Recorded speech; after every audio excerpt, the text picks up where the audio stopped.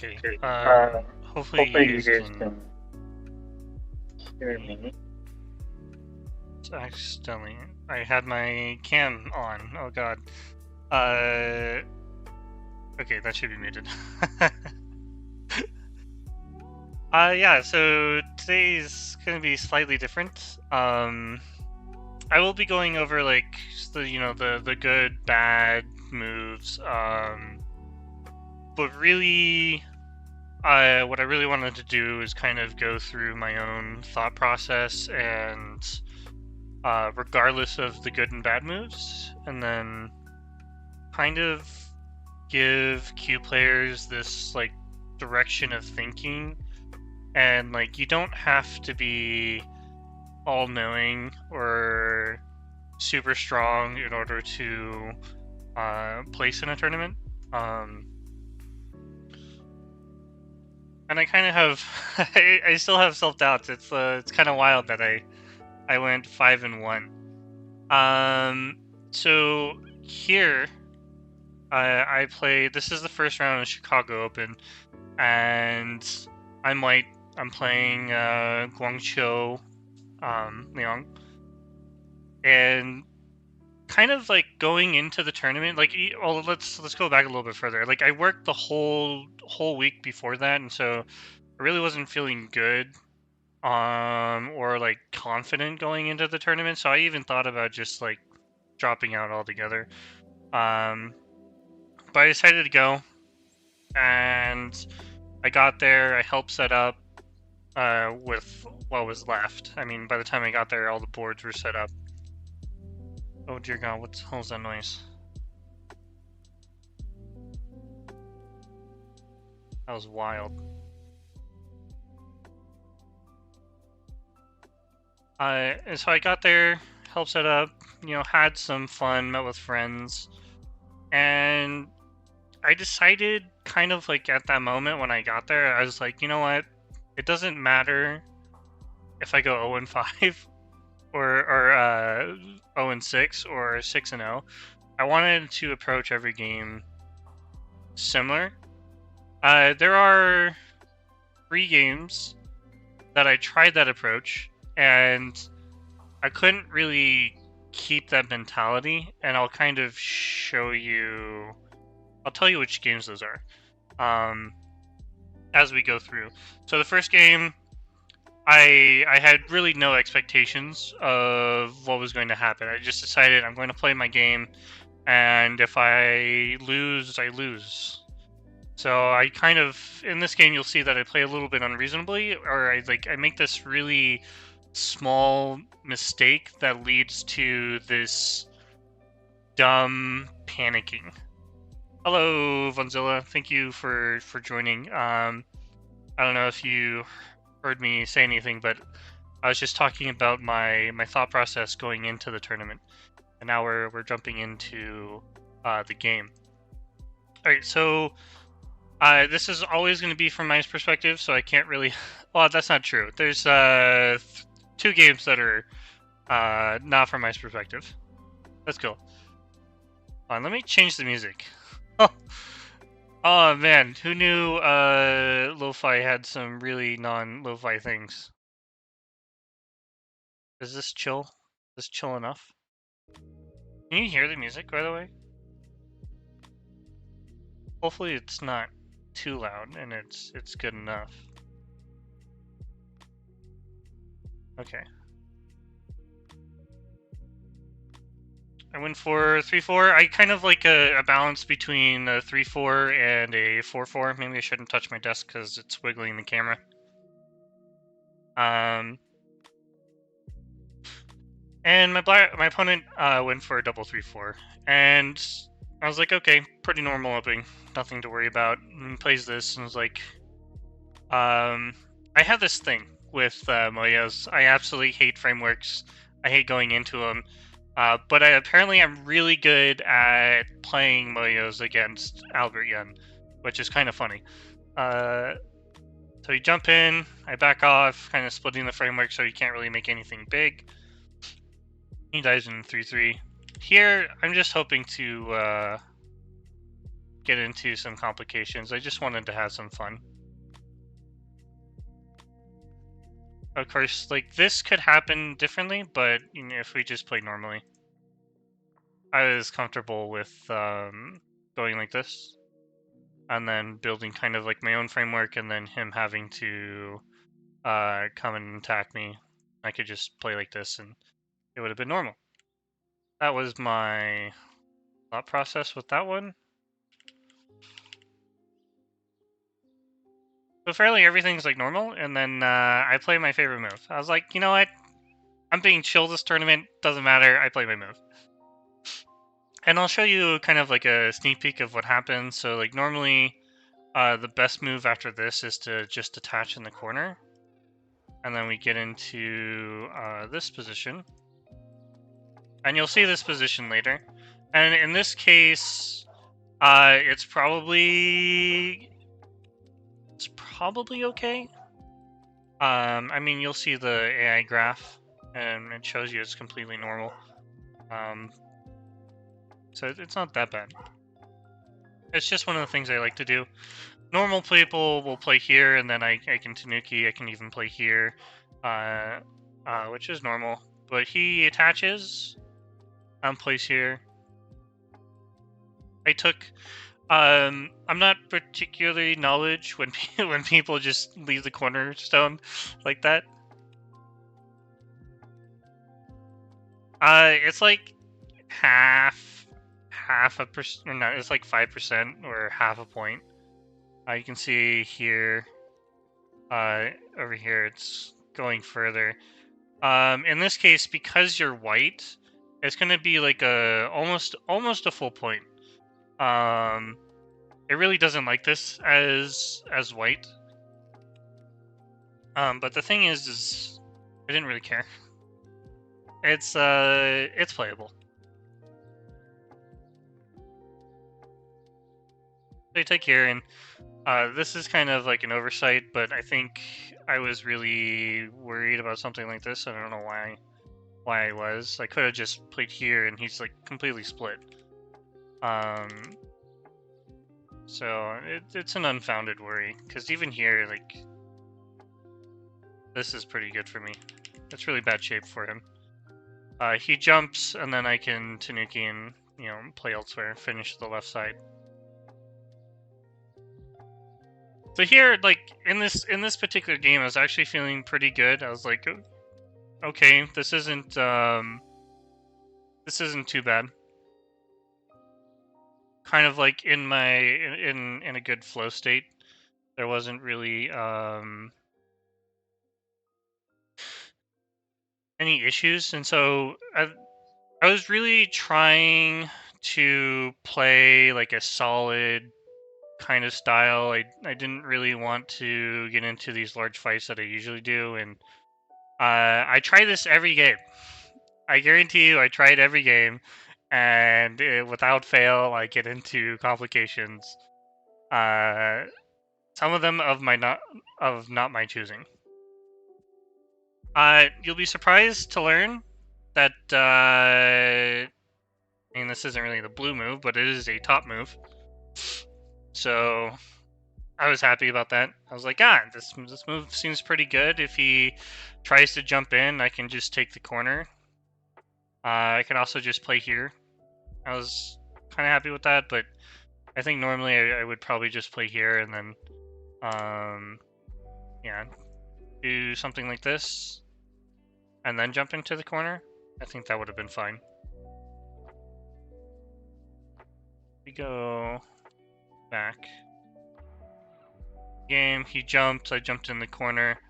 Apparently this move is not that great, but I think there's like small details. It's not terrible. And I really just wanted to, if he played like this, I could Tanuki.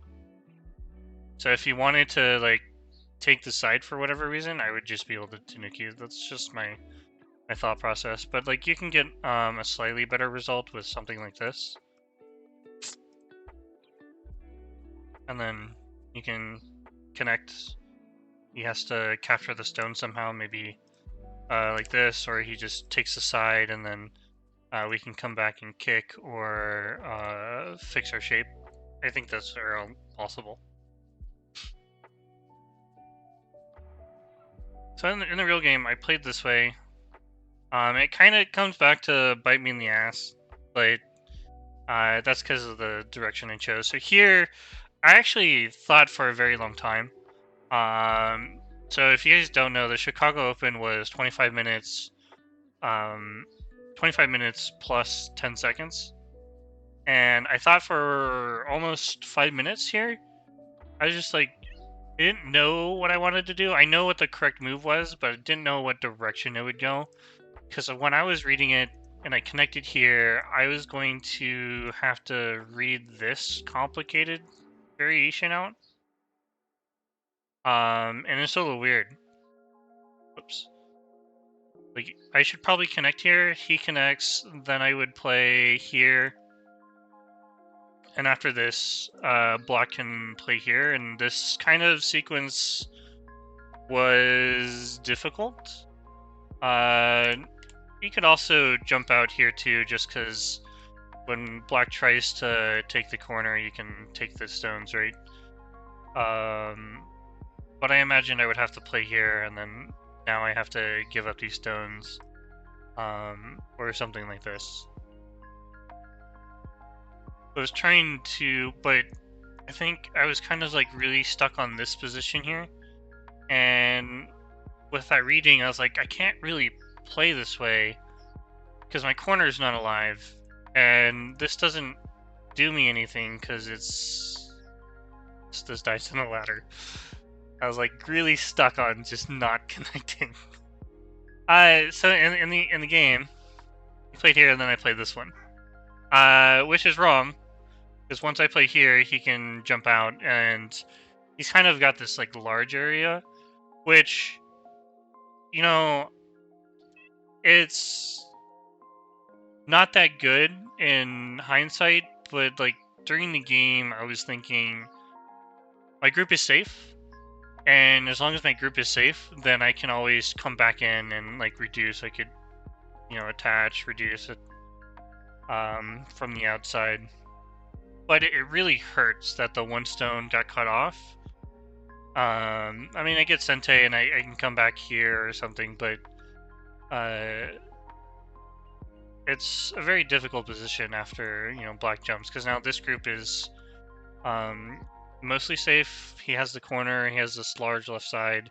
The only real attackable side is this, and basically all my points are the same size as his left side. So I played here, and then he played this move. I was actually really impressed by this move. I was like, wow, man, that is such a strong move. AI hates it, but I was like, it's slow, but it's strong. I was like, wow, man, he really doesn't want me to live in the corner. The idea is like here, he can cut my group off, so that's really nice. I can go here, and then I'll have an eye, but I'm not living in the corner. So there's that. There's also this attach, right? I can play this way, and then connect, and then I think technically I'm living. He would have to play here to reduce me to one eye. So like, this move is pretty strong in terms of against the corner. However, there's this I can ignore. And I also spent another ridiculously long time reading this. And for whatever reason, I kept reading this and I was like, there's no way this works. I gotta come out and I gotta play this. And once I've connected, he can play here and here. And I was like, how do I handle this? This doesn't feel good for me. Like I'm split in 3. At any moment, like he could also just live. So he could play here and then he lives. I need to come back and I'm not even alive. But I guess the big thing is like when I play here and he takes, I can play here in Sente, is what my thought was, and I kind of regret not doing it this way because I can come back and live. I could also squeeze. You should ignore the AI graph. I don't know what's going on. I haven't like reviewed this far. This is kind of just self-analyzing, self-review my thought process. But I knew that this was correct. That was the biggest thing. I knew it was correct, but I didn't know why, so I didn't play it. And I think as Go players, if you feel something is correct, you should just go for it. Don't be like me, because when I connected, I was expecting him to play this or play here. He played this move, and I felt like shit. I felt like shit. I was like, oh fuck, I fucked up, because now I literally have nothing. I just have a floating group. I mean, I can do this stuff, but once like this, like he can cut me off, right? So I have to come back, and then I technically don't have an eye in the corner anymore. So even though I'm out in the group, I'm out in the center. The group doesn't have an eye, and I really felt that. So my next move is egregious, but I played it anyways. I just lived in the corner. I left the cut, and there's that. So I was like, okay, you know what? We had some problems. The game can't be that bad. AI disagrees. I thought I was losing by maybe like 4 points or something. I didn't realize I was losing by by a lot. You don't have AI during game, so like I knew I was losing. But he peeps, and I was like, okay, you can peep me. He pushes. That's great. He makes this exchange. The reason you can't go this direction is, well, like this. I mean, I can't really fix. I can, come back. If I leave it, then he has this, so the corner would die. So you have to come back, and then he cuts. And then I was like, this cut doesn't seem quite right. If I was black, I would prefer to prep before cutting. Or even, I don't know, something like this, and then while running, I can then cut later. So, because white doesn't want to connect here, then like they're getting surrounded on all sides. So like even here, right? This would be cut. So if I just connect, then maybe you can play like loosely, or in this case you can change directions and start attacking the wall. You're just kind of leaning on the section here, and then you can come back and attack this group. So I thought his cut was wrong, and I was quite right. It loses him almost 4 points, 3 points. He jumps out, and I actually play this almost correctly. I had some intuition about like there's some problems here. I probably should have started with something like this, and then played here. So the idea is like if like this, there is some issues, and you can get like this really nice outside shape, and later there's this shape here. So like you're separating this group from this one, and if they fix, then it's good for you. Now I can come back and focus. I can probably just bring the group out, type of thing. And then I know I'm in hot water very soon because I played here, and then it's like, oh, did I misread? Do you guys, can you see the Tsuji that's not working here? I don't know if you guys can see it. It's not working because I lose by a Liberty, but it's pretty fun. It does pertain to the left side.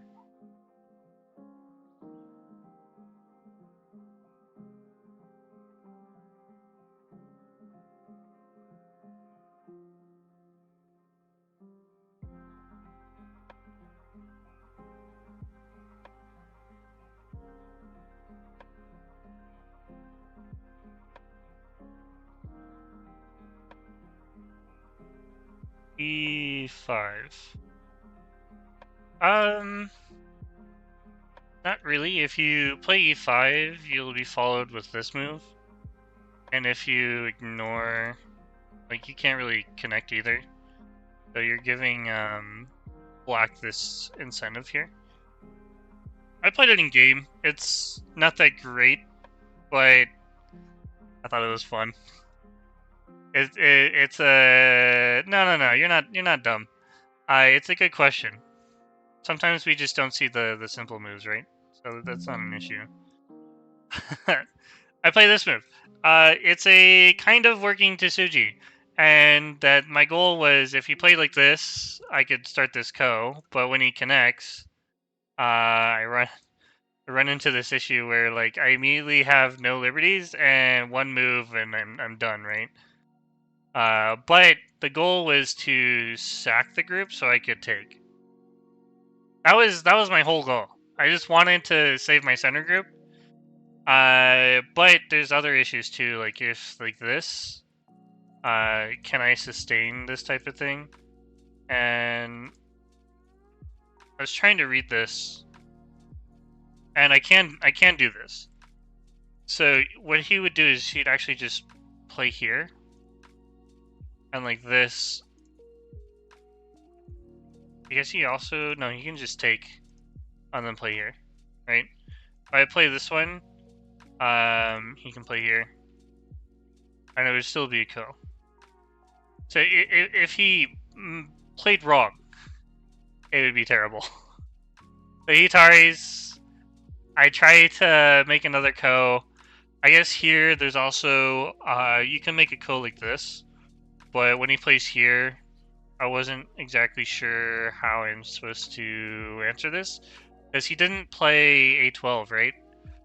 Without A12, I guess I could have done this, but then he can take. The big difference, right? He just connects here, and then like everything I did was for naught. So it's a Tsuji that could work, but it doesn't because I don't have the extra liberty. So cool, but in the end, you'll see that it lost me almost everything. It's pretty bad. So during the game, he played here, and I got this Incente, and then I had to run away. So here, like, I knew the game was basically over. I had no control over the game, and I had a lot of territory, but like this corner is slightly bigger than this one. I might as well, like, you can cancel these two corners out, and then this corner, and this corner was probably just as big as this territory. So like this area has to be as big as this one, which is not. And then black has like this really nice center area going on with two stones that are cut. I really I botched the first game really bad. You're probably wondering how I won. Me too. Saihane, I'm just basically probing at this point. I'm like, okay. I mean, I've lost this game. I have nothing else to lose, so I might as well just play. Play like this.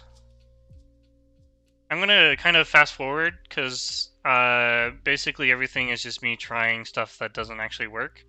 So here, if he just took these stones, the game is over.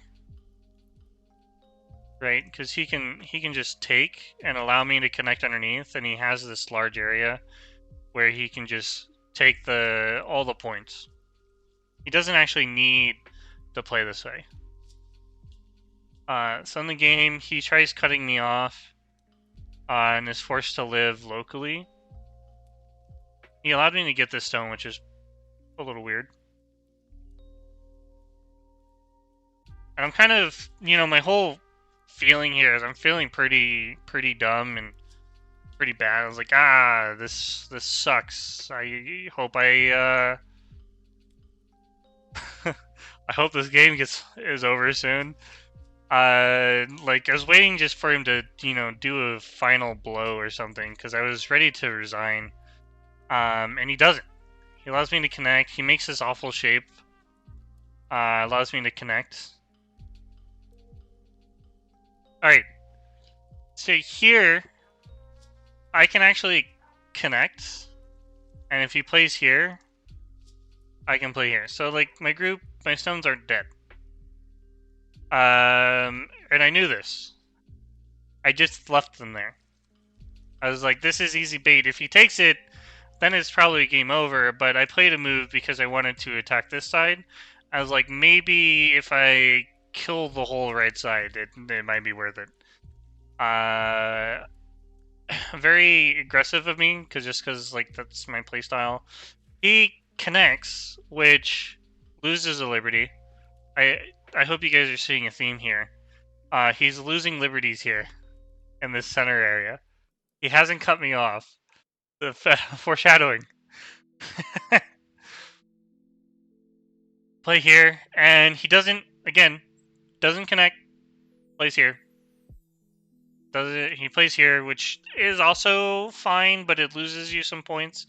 So at this point, I'm actually feeling somewhat confident because he hasn't gone to kill the groups. He still owes me a move on the right side, and I'm like, maybe there's a chance. And I get to play this, and then I connect, and now the stones in the center are worth taking, so I don't have to really worry about this group or this group together. And this, I didn't see it, but there is a chance to kill the center group. And then after he jumped, and actually it's really when I wedged, I was like, oh shit, I can kill the center group. I hope he doesn't see it. He connected, so like you can see there's a large difference, right? Every move there's a large difference, and now I play here and he's not alive anymore. I kill the center group. Big swing. And then he resigns. So basically going into this game, I had no expectations. I just wanted to play a solid game, and then I messed up on the left side. I knew what the correct move was, but I just talked myself out of it. And I kind of just thought about it for a while, and I was like, after this game, I thought about it for a while. I was like, I knew what the correct move was. Why didn't I just play it? And so from this point on, I'm just like, okay, I'm just going to play the way that I want, even though that's kind of how I started this game, and then I just didn't. And you can see that I reverted the game, right? I flipped it. I managed to find my opponent's weakness, and I captured a large center group, which won me the game. Just play the correct moves. Yeah. But if you feel a move is correct, I'm not saying just play the correct moves. I'm saying if you feel the move is correct, just play it. And that's kind of how this whole center fight happened. Is I have nothing left to lose, so I might as well try playing the correct moves here. And I was confident after this, there might be a chance. Just because my opponent didn't kill these stones. And honestly, all he had to do was, I don't know why he played this way, but he did. He didn't go for the kill. He's like, I guess, you know what it is? I guarantee you he didn't really read very far. And so when I connected here, he thought that, also, if he just connects here, then I actually have nothing. But you can see the graph doesn't change, but the point-wise, it went from 16 to 11. So he lost 5 points by not just killing the center group and leaving the right side. I guess for some reason there's some living shape on the right side, or the center is just too big, and it doesn't really matter. Yeah, so kind of just started playing what I felt was the correct moves in the center. And that's kind of that game. So going into... Oh, I should wait for this game. But I have to go chronologically, right? So this is game 2 with Shinka-san, who is 7 Dan. He's rated 7. And he is very much a fighting type of player, so he will fight tooth and nail for almost everything. And if you don't believe me, you can go watch his previous games. Or you can also watch him on 7.8 at the time. Yeah, I took a whole 0.3 rating, but I only got 0.25 of it. How dumb is that? So I won the first game, right? I was like, okay, now I'm playing against a 7 Dan. I'm actually pretty excited, and then I realized, oh, what was it? So I read a comic called The Blossoming Swordsman. Yeah, I know, right? I read this comic called The Blossoming Swordsman. Basically, it's a swordsman from the past reincarnated in the future into the same Mount Hua sect. It's a cultivation manga, and one of the things that I learned from it, surprisingly, is that in the midst of battle, the person who gets excited usually dies. And I don't know why, but like at the beginning of this game and like through the games throughout, I was just like trying to calm myself whenever I was getting excited. And I really thought about it, and I was like, it works. It just works. If you're getting excited, you should calm yourself, because just because like the game is near, when you're excited, you leave room for mistakes. And I really felt that during this game. Like I was getting excited and I was calming myself, and I had to read. And you'll notice that I make some very dumb mistakes, but I also found a very amazing sequence that even the AI is just like, I can't read this. It's whatever, man. Good luck getting an accuracy rating in this game. I am black, Shinka is white, and this is kind of from the this is from the AI board, so the perspective is flipped and it's on white side. And I play my favorite opening. I love it when people high approach because it gives me the opportunity to play this. And funny comment. Shinka attached. He didn't. I don't know what he was expecting, but when I played this, he was like, he whispered under his breath, "Come on, man, why you gotta do this?" And he told me after the game that he regretted playing the attachment. He was like, "This is dumb." I guess he felt that he was getting into my preparation. I really love Shinka. He's got a great character. I'd love to just play more games with him. So I showed you this at the beginning of the Guangzhou game. Play into this, and this is slightly different because he doesn't have this like 2-space extension, so it actually works out very well for me.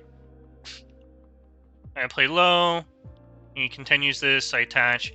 I really don't have to answer this. I probably could just push once more and then approach here or approach here. The big thing though is like when I Tanuki, this is also like a really good move. It's probably the vital point in this shape, but in the future, like there is this sequence, right? So I need to be very careful, especially if like I can't cut type of thing. I'd be forced to live locally. Maybe like this, or just here, right? I'd be forced to live locally. So when I thought about it, I was like, I'd rather just crawl a little bit and then get Sente to play something like G13. And like during the whole like opening session, I was like, I really need G13.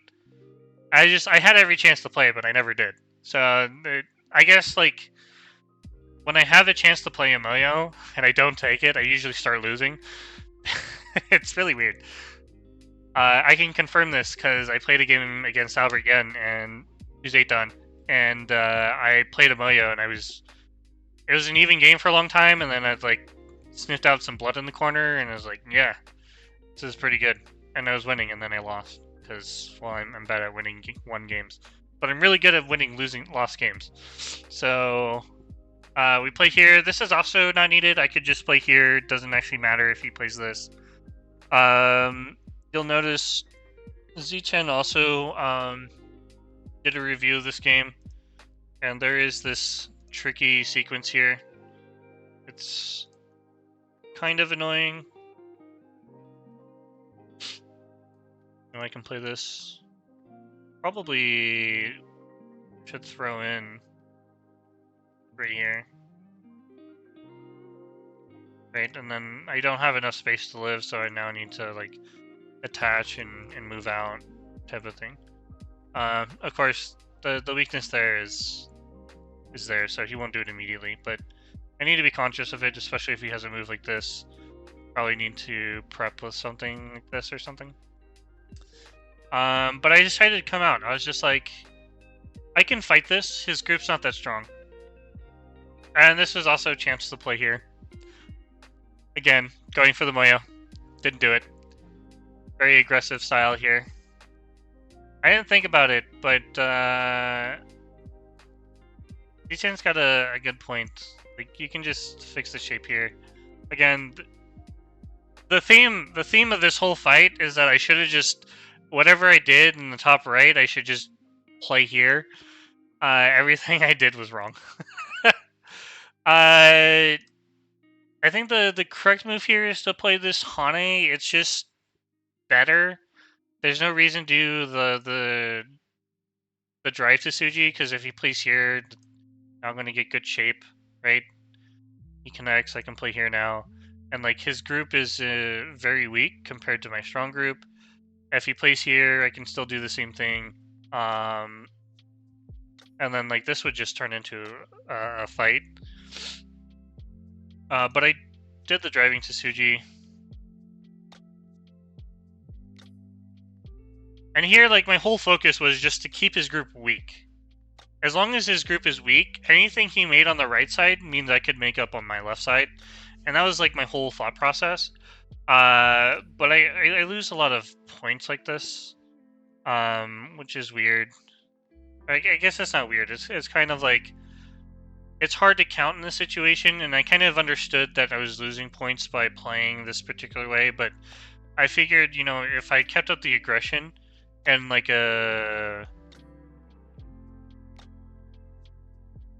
what's the correct verbiage here? If I kept up the aggression, not moderately, but like in a solid, fundamental way, it would be okay. Completely whiff the fundamental part. And you'll see why very soon.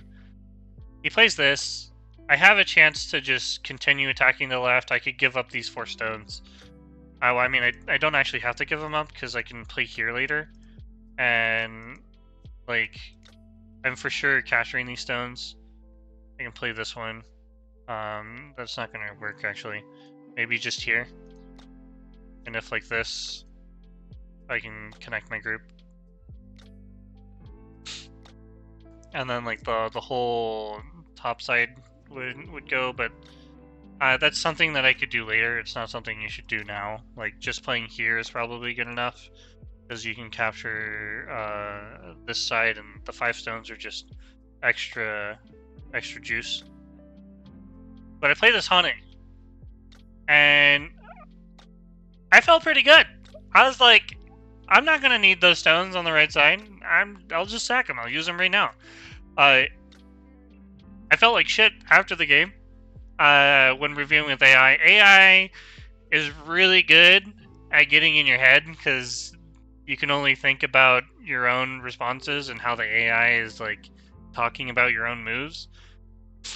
So it's kind of like, you know, the perception you have of other people that have a view, except for with AI, because AI never talks to you. It just tells you this move is terrible. Yeah, so I was very happy about winning the game, but you know, AI did not give me a pleasurable experience reviewing this game. So this move is absolutely wrong. I thought about like this move. I was like, this move is probably okay, but I didn't see I didn't see how I was gonna use it. I guess like I didn't see how I was gonna use this too. It's like I just continue fighting. I really wanted this wedge. I guess is the whole point of this. We continue fighting, and then I make this ko, but I should just continue like this and then play here. And it's a slightly different experience now. Right? I could continue this way, and then like where he has this ko threat, I can connect. If he connects here, play this Atari. Here he takes, and then I could go for the outside. But that's not really that good. I guess I have to fight this ko, right? Maybe. I wasn't really comfortable with doing this idea, so I thought that maybe this was a slightly better move, but just playing the Hane directly is, because then I don't have to, actually just don't have to play the ko. Yep, and this is pretty Sente too. He comes back and fixes. Now I've broken his shape. His stones here are slightly alive until I can connect or something. These stones are hurt. My stones are hurt. It's a big fight. So we continue to play this ko. Ko threats connecting is the best move. The idea is like if he plays here, I can play this one. He connects, or I guess I should play the outside first.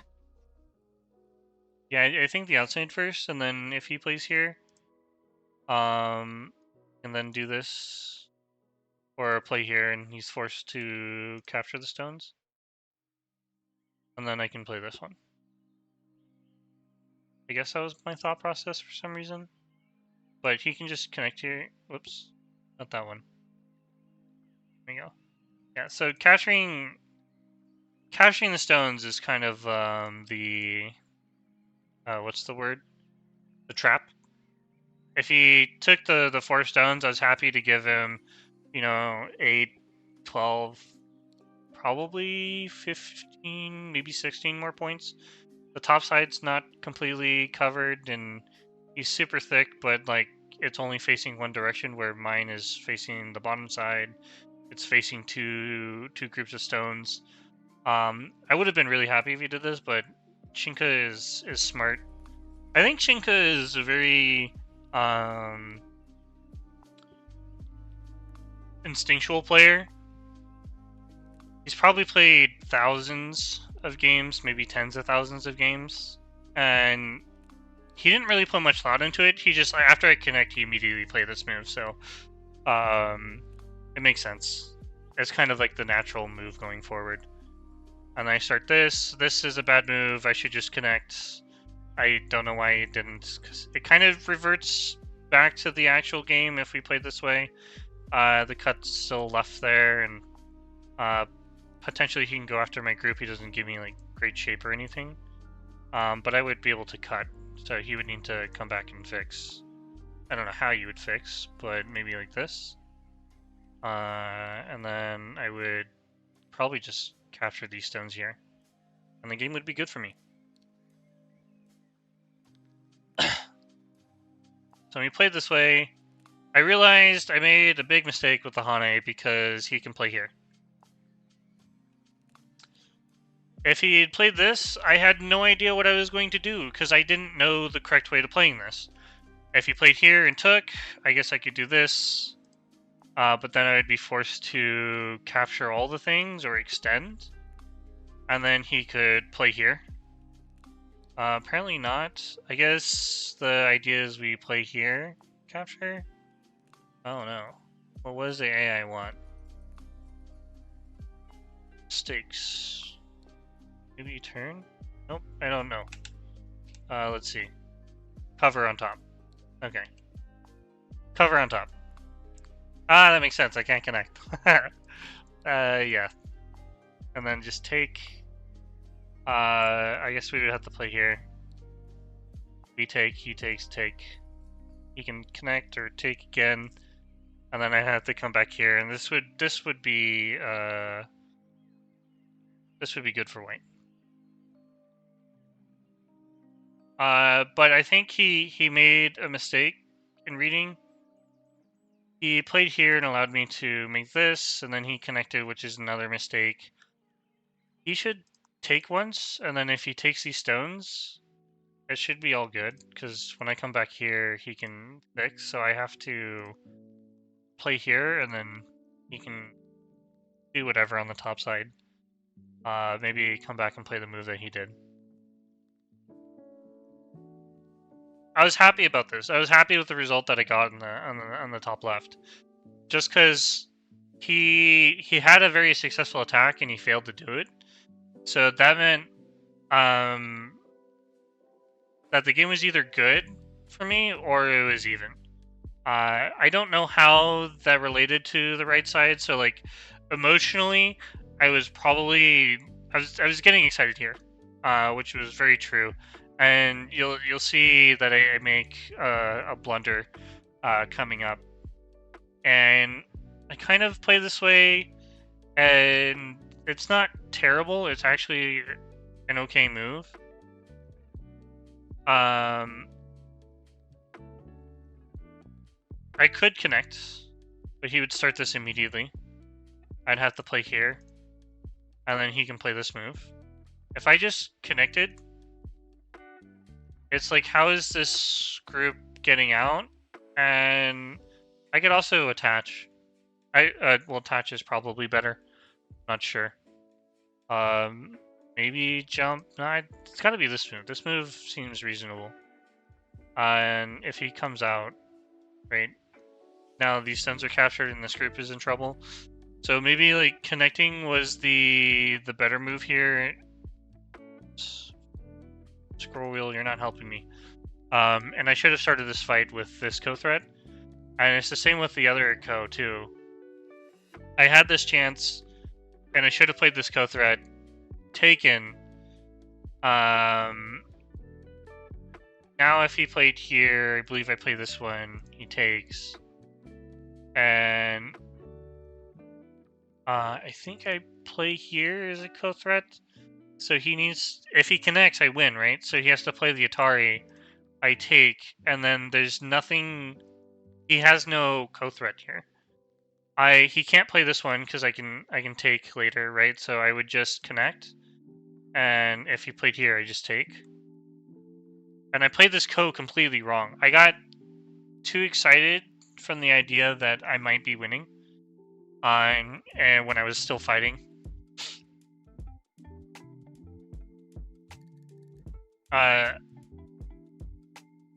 And for some reason, I was thinking, like, this is such a dumb co-threat. Why would I play here? And I couldn't wrap my head around why I would play there. And it's co-threats. Or not co-threats, it's liberties. And I'm threatening to connect my group while this group is weak, and I would have all the liberties. Whereas here, whoops, the actual game, I played this move, and I lost a liberty. Feels bad. And I kind of, with that idea, I was like, geez, I don't know. And if I played here, it doesn't really work the same anymore. White could play here and then connect out. And then maybe this is okay, but with this group dying and this group connected, it's not a fun experience. So I had to give up the 3 stones. And here it was definitely a better idea to play this way, or come out. And then here's where my excitement came in. I was like, you know what, this trade can't be that bad. I feel pretty good about it. And then I just didn't make this Atari. If I just made the Atari, things would have been different. I didn't make that Atari, and instead I made it after I made the Tiger's Mouth, which made the stone worthless. Now we're fighting this. I took the Ko once when I should have just cut, take the profit here, and I'm assuming Shinka probably would have fought me for the Ko, so like he may have jumped out trying to swallow the whole thing, or he would have played here. I imagine just... Thank you! Oh, I have the notification sound up, but I don't have the,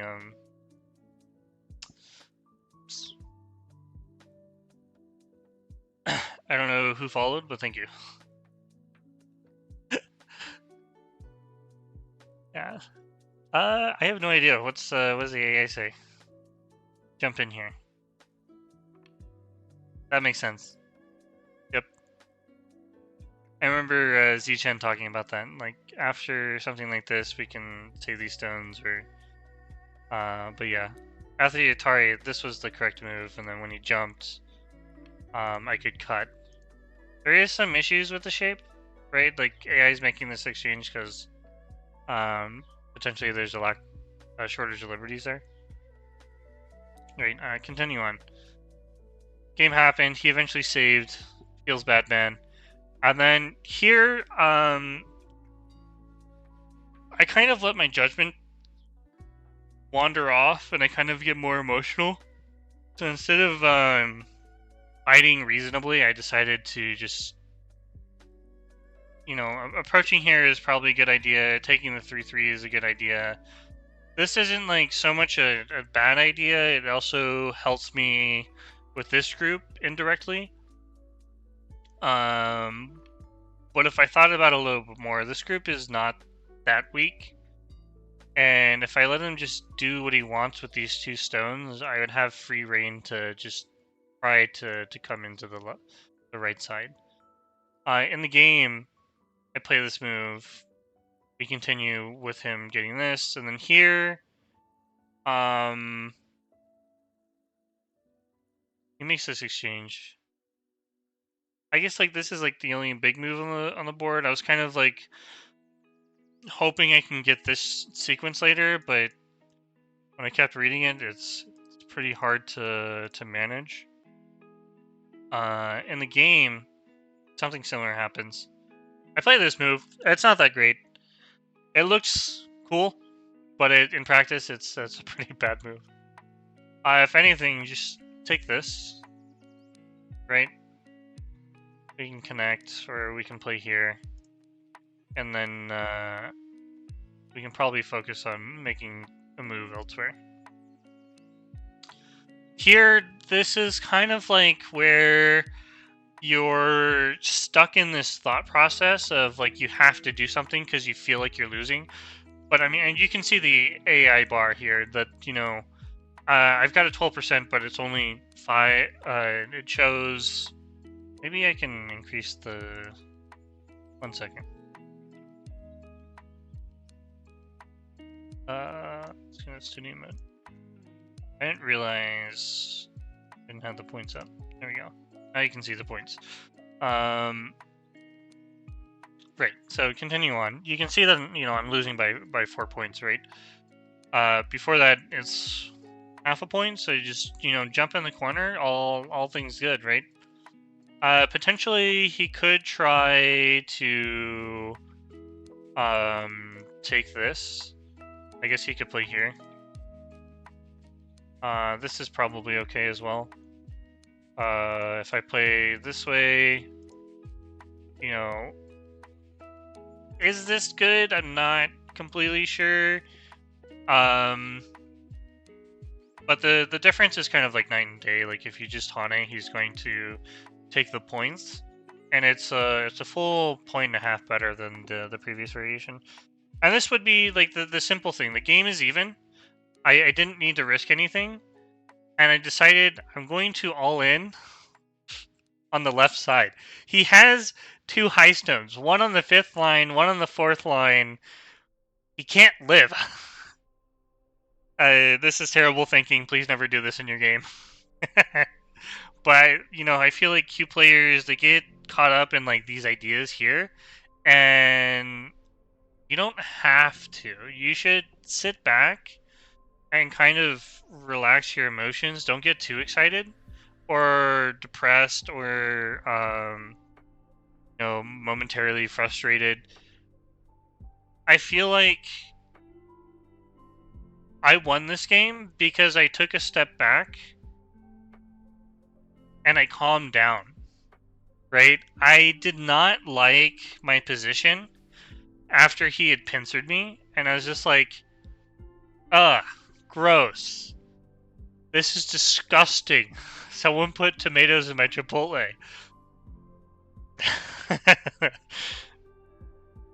For the record, I don't like tomatoes. I do like salsa, though. To be clear, I don't like chunky tomatoes. Like, the little diced bits, they're not really chunky. They're kind of like a good mixture of texture and juiciness.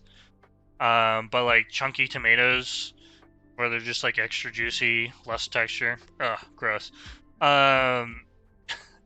So I continue playing with the bad mentality that I now need to kill him, and he obliges. He obliges in this fight. He's completely correct in fighting this. He doesn't have to though. And whoops. And the thing is, like, my friend Albert Yen, he told me, like, if White just plays here, and you try playing this fight out, where are your co-threats? Because all of his co-threats are right here, right? This game ain't winnable, no way. Yeah. I mean, with that Chipotle analogy, yeah, it's definitely not winnable. If he had just played this way, I don't have co-threats. Two, it's really unreasonable to think that cutting a center stone somehow leads to me getting this large side. It's really bad.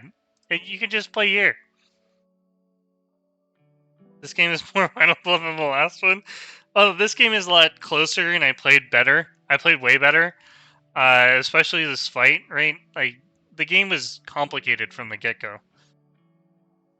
I always wondered if maybe I should have played this move. But realistically, it's not that great, but it's not that terrible. I had a lot of questions, like whether or not, white forcing here was good or bad. But like, if you just gave me this wall, I would have been fine with it.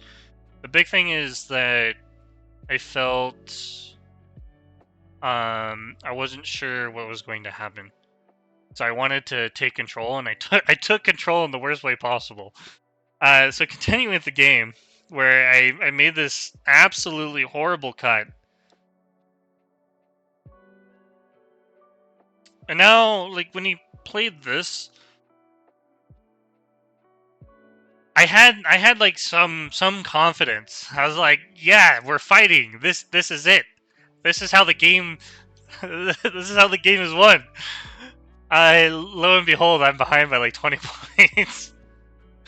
I'm sure that he felt that he was winning because like this position's impossible to win for black. Especially when he has oops. Let's say I'm able to just, connect out with something like this. Let's say this is connecting, right?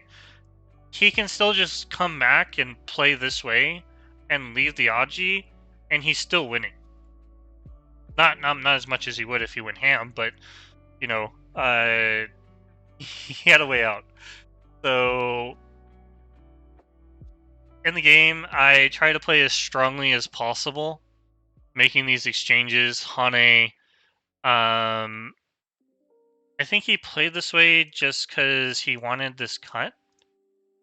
And I think he should have just made these exchanges and gone for some sort of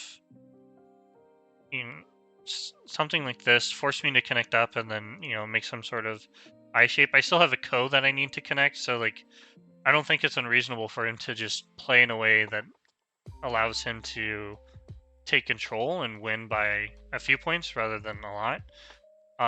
But he connected. This is reasonable. I connected.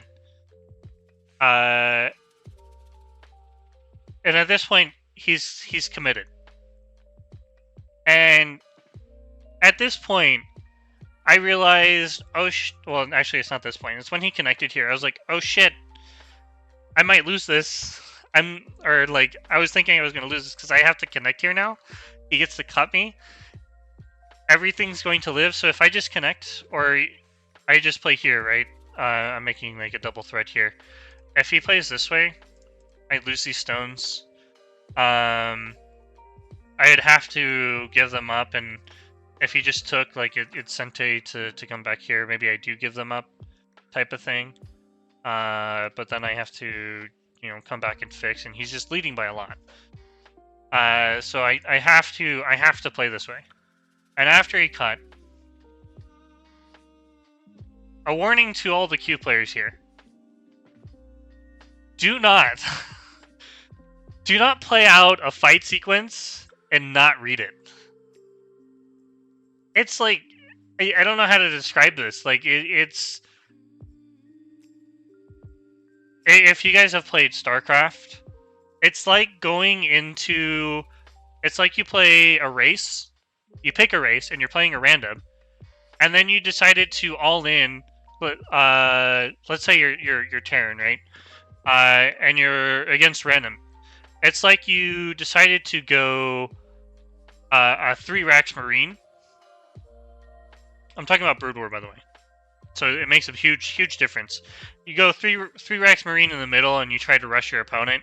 You're on a 4-player map. You don't know where they are, so you send out some SCVs. And then you realize they're Protoss.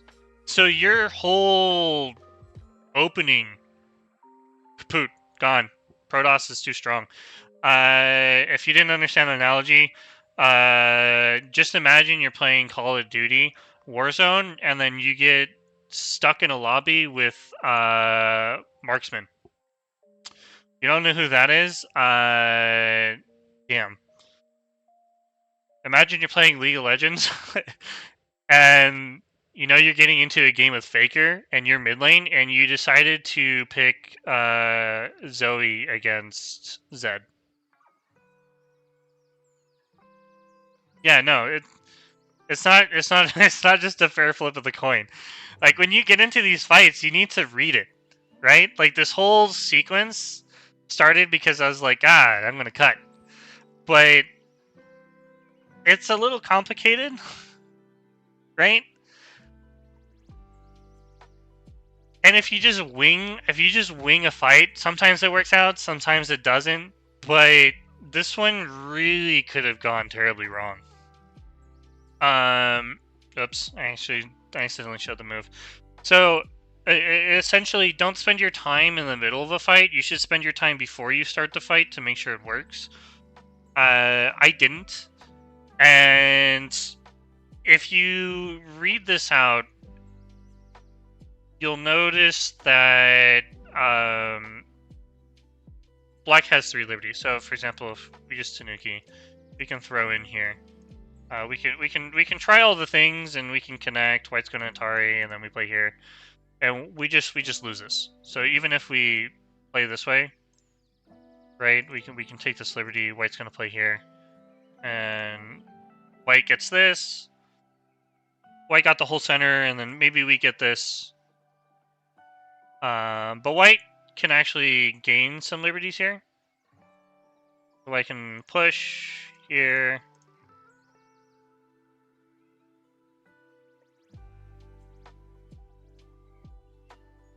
It's kind of gaining liberties, but White really doesn't need to play this way. Maybe just start this. Let's see, 1. You just start this now, and it works, right? Because now it's Atari, so I can save a little bit more by playing this way. And then now when Black plays here, they lost all the juiciness that was in the center. So I needed to find a way to get more liberties. And if you watch the VOD, you'll notice that I spent 8 to 10 minutes on this move. I spent a lot, or not this particular move, but the sequence. I spent a lot of time thinking about this, and I was like, I can gain a liberty with this move. He has he doesn't have to connect. He could come back and just give me this, which is fair. But I think he dies because the whole left side dies. So like, he's kind of invested. And at this point, the AI can no longer evaluate this position. It thinks white is leading, but you'll notice the percentage. The AI has no idea what is going on. Because we can play here. And it gets worse. Yeah, it was. It truly was. The AI thinks white is winning, keeps growing in points, and is like, no, okay. Yeah, no, this is good. We can play a co.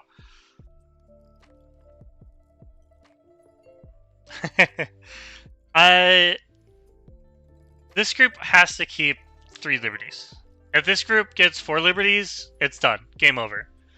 I read for a very long time, and here Shinka also was reading during my time too. So like, we in total, like together, we spent almost 15, maybe 18 minutes on this.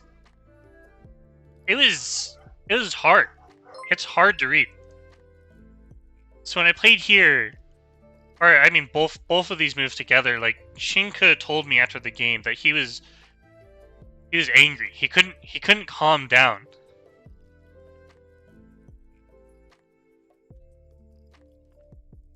Interesting. I would love to promote my channel. Maybe I should pin this message.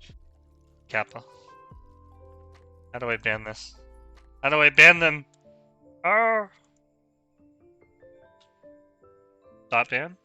Ban?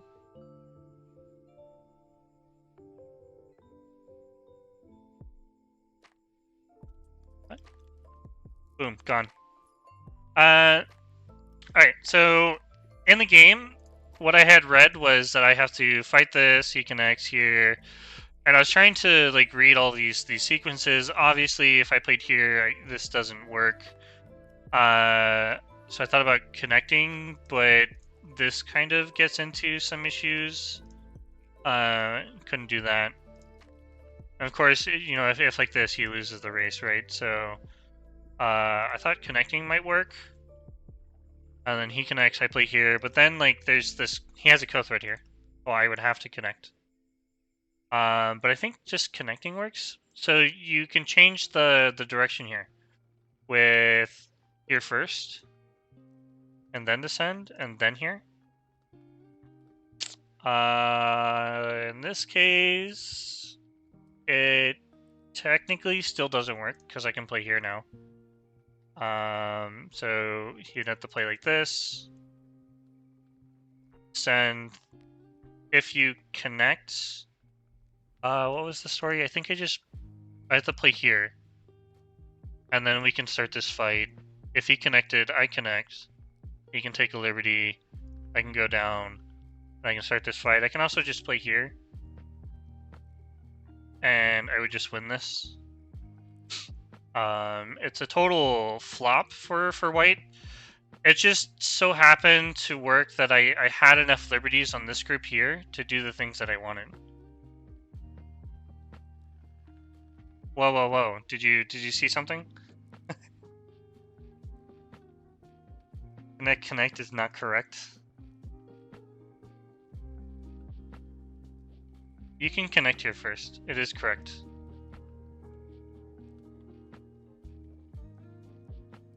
It doesn't... White doesn't have a liberty. It doesn't matter. There's no liberty here. F13?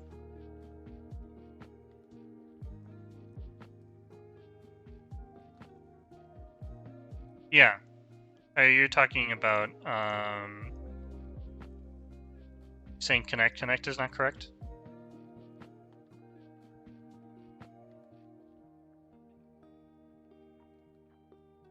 Yeah, but capturing these stones isn't anything.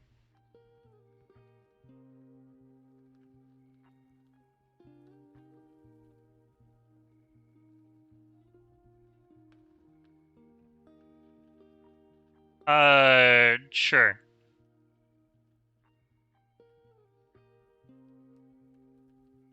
Now connect? I don't think it changes anything.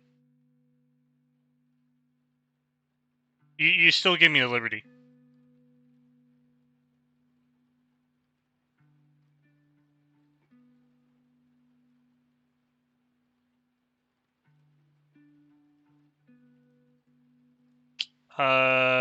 Sure. That makes sense.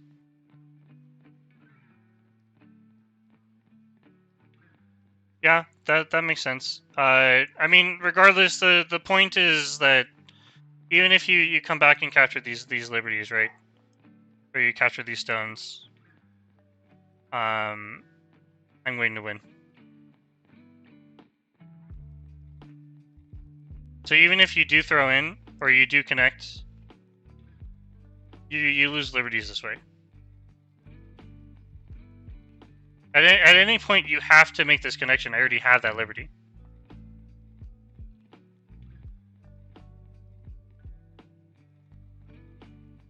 What?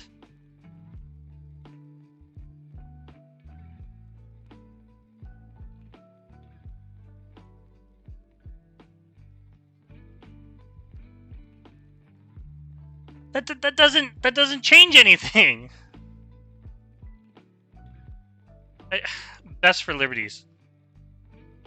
My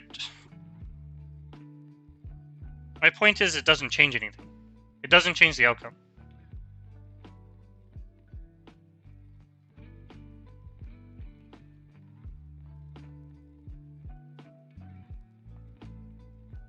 When I throw in all these liberties and then you decide to throw in and then connect, it's going to be the same thing. You have to connect and play this way.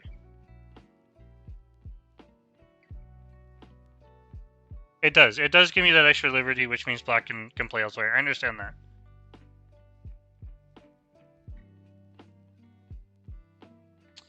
But I think you don't have the liberties to play this go. Yeah, I can just play here. And the idea is that once I take and you connect, I can squeeze.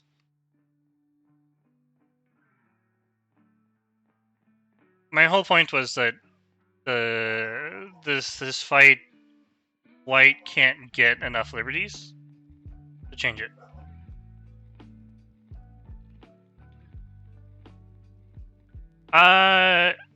As you tell me often, Eric.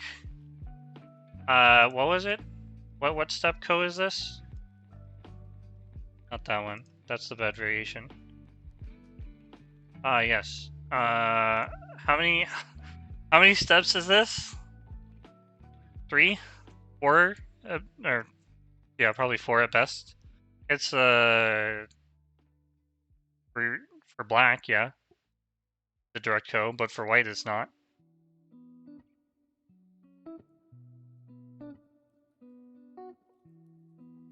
For white it's not a direct co.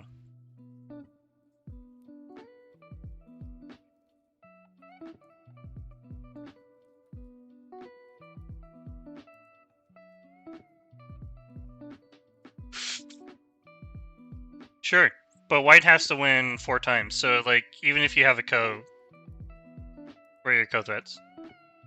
Your co threats over here are negligible. Once I connect, I think this is good for me. And because this isn't an actual, you can't. I don't think you can win this. I didn't count it, but I think it's supposed to be another co on the left. But at this point, you're losing. But this was my sequence. The AI has really trouble reading.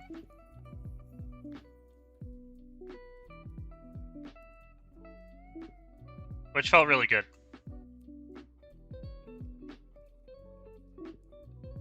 Whoops. Can't delete it. There you go.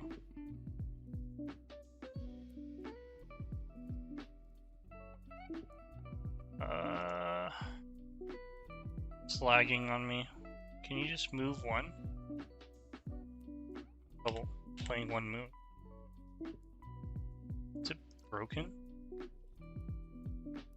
Broke. Lizzie broke.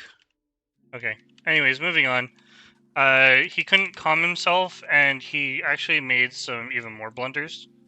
Like, he allowed me to take this liberty, to which I no longer have to respond to beating this group. I now just win against these stones, apparently. So I should block here. I think let's just say that these gain more liberties here, and I protect. Saying throw in then connect. We play here, and I lose it. Yeah. Okay, so I do have to fight that. Is that another reading thing? Ah, the throw in connect makes things different. Connect there. Yeah, I should lose that. Okay, it does make a big difference. I knew that. All right, moving on. Should add a move to remove the co. Yeah, I did. I just played here. He was reading it out. He did not find the co.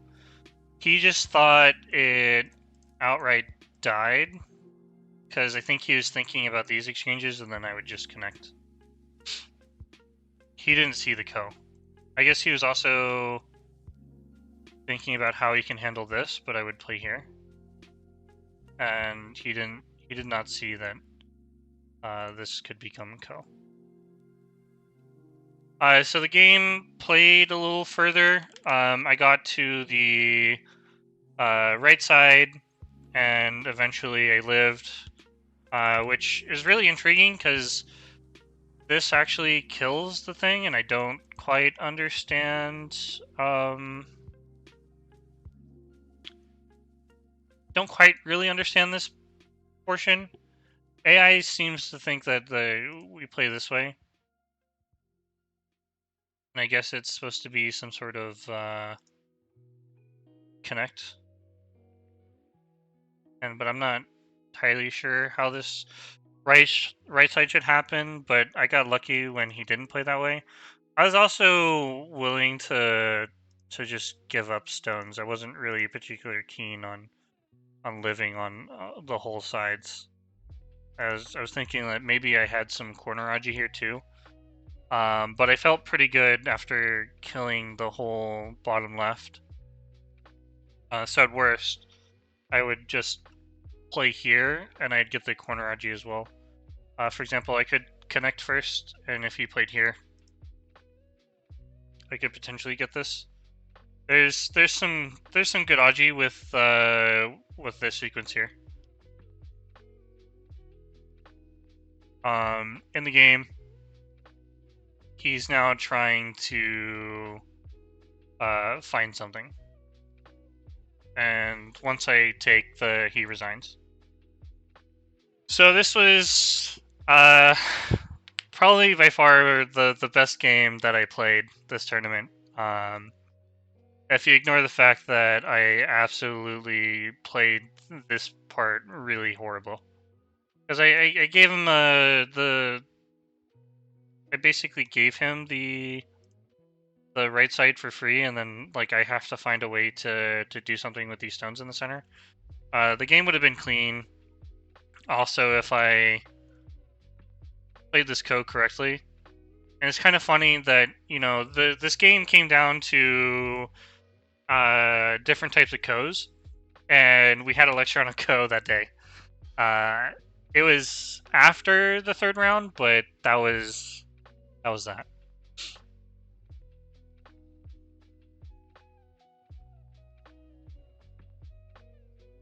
I didn't think about the throw-in. It does change things.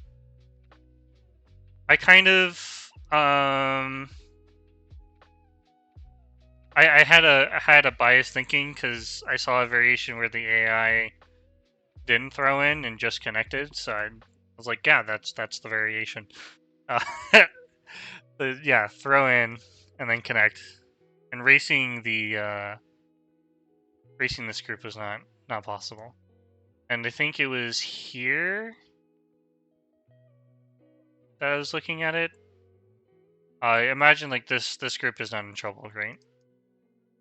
Just play here. We don't have enough liberties.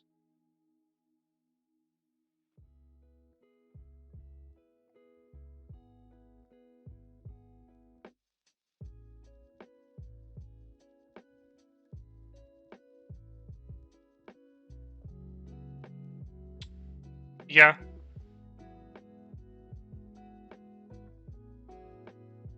Just connect and still 4 liberties. So you guys are absolutely correct. So it was here like that I spent like the longest I think I've ever spent on. Not to give one extra point. Yeah.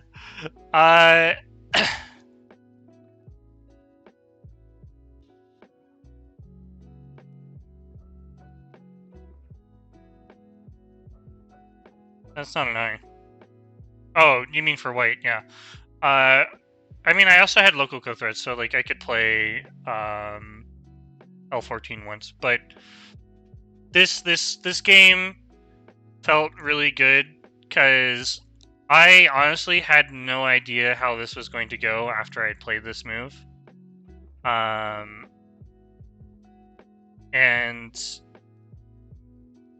it was kind of a relief in some sense. Like, I really didn't want to give up anything. Nothing at all. And, you know, I got really lucky.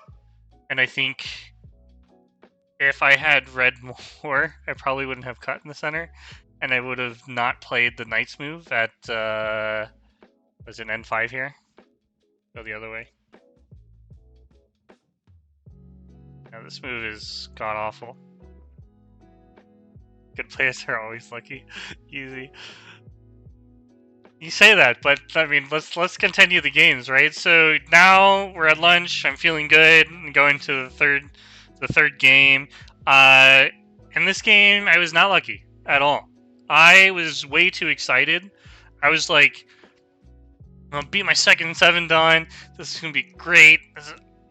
I was like ready to go. I was hyped. I was very excited, and I did not cool my jets at all. So the third game is against Howron. 7 done. He seems to be performing pretty well. I think last New York Go tournament, he placed second or something. He lost to some person who eked out like half a point win in the final round. He may have gotten third. I don't know. He was top. He was a top player in that tournament. And we can continue. And I make some really bad moves. I didn't know what to play here. However, I knew that I should have played this, and for some reason, I was like, I don't want this shape. I just Tanuki. It feels really weird, but you just Tanuki this. It's 1 stone. So I said, the shape. It sucks. And as some people have pointed out, maybe I should have pushed one more time before haunting. And then I also mess up here. Again, I took. I'm pretty sure I could just connect. And there's nothing he can do here with that. I don't know why I didn't connect, but didn't connect. I was like, Panuki is better. And I have to agree, it is better. Just because in my thought process, like getting this, cutting the 1 stone off is worth more than, you know, saving a few points in the corner down here. So he cut here like this, and then he decided to, I think it was, what the hell did he play? This is why we have game records. He played this one. From this point on, I'm thinking about how I can break the bottom instead of thinking about how I can play the game. So I've basically lost the game here. With all my excitement and you know the fighting game I just came off of, like an hour ago. I did not have a very long lunch, so my game against Shinko went pretty long because of that whole board fight there. Honestly, I thought about just playing here and having an easy game. I was like, nah, let's continue the game. Like this way, I take the corner. I'm not too thrilled about this because I gave him this large area, and I really, really hate frameworks. He didn't answer. This is even better for me. I can just come back and play here, and then now, not only have I reduced the framework, but like the corner is open, the bottom side's open. My groups are thick. He has a lot of strength radiating in the center, so like he has a lot of influence, but his territory is not solid. And if I had just played here, I think the game would have been vastly different. I didn't play there. And instead, I decided to play this way, and I make an absolute terrible mess. I make these dumb exchanges. I just play here. I can also just leave it again.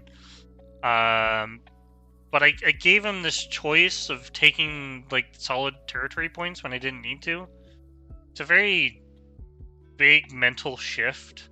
Like even if he kicks, I can still attach later. I can Hane and Atari and then attach again. I can Tiger's Mouth. I can do things with the stones, but once you've made these exchanges, sure, there's some Aji, but like now you're not really feeling it. I even let him get this exchange. I don't know what the fuck I was thinking. I let him get this exchange, and now like this move felt less important. I lost momentum because I had this idea that taking these points and then coming inside was okay, which I can still do, but I can do it in a different order, and it'd be a lot better. Like if he played this and then I went in, it would probably be a lot different. So here I make these changes, and then I feel really dumb making these exchanges, and I should still play here because now if he plays this, I can attach in the corner. I can play here. I can play this way, and I don't exactly have to defend these stones, but I really got into my own head playing in this game, and so I play really outrageous moves.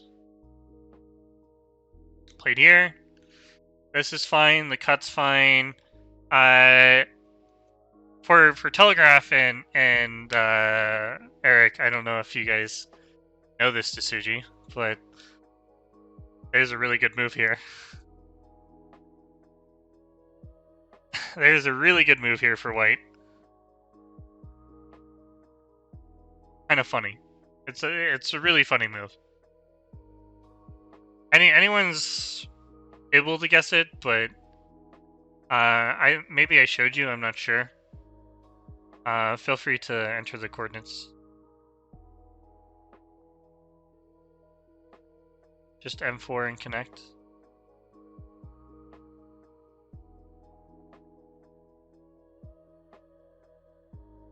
N4.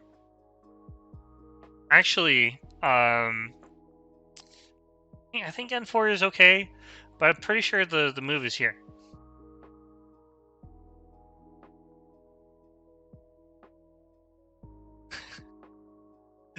Wild move, man. Yeah, the move is here. And N4 doesn't, or M4 doesn't lose much, yeah, while on connect, but then you give it up.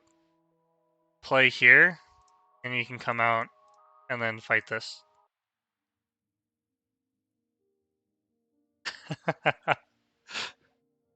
How about N4? That's what I played in game.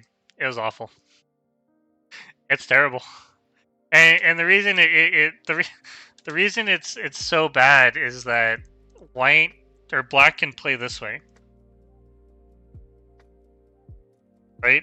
And it's just if they play here, it's all good, right? Because now you can play here or connect, and then like this is what I was reading. I was like, N4, this is how we do it. And then immediately after I play it, because I didn't spend time reading too much, immediately after I play it, I was like, oh shit, what happens if he changes the order? Like, I mean, you can play here, but this doesn't look very good, right?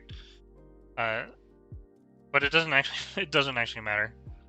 He played the Atari, but giving the Atari is wrong just because he can connect underneath.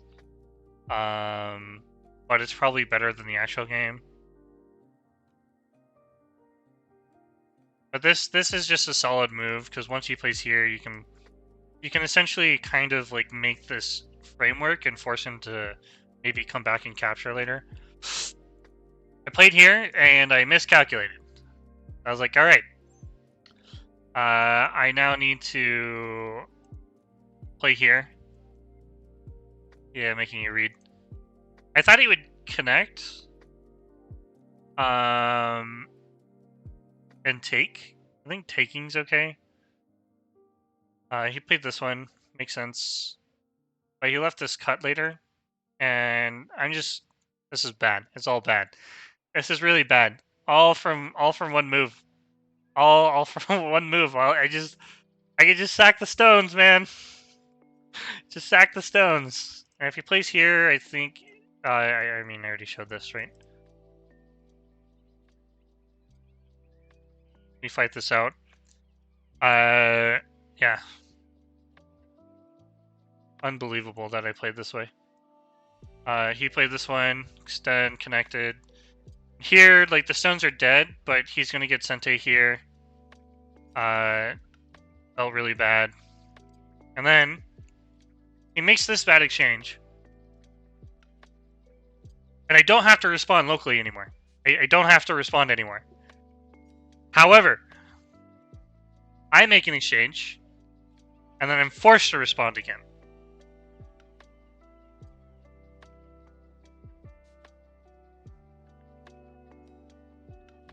And I thought, yeah, it's not that bad. It's not that bad.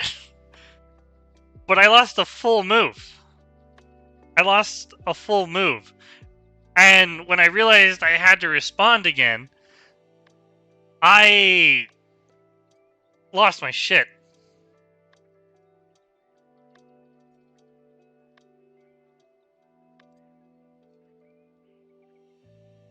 Kill by P5, yeah. I think there's other issues with this, though. Like, in any time, right?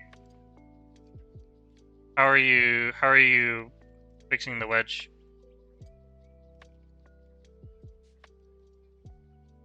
I guess... Honey here?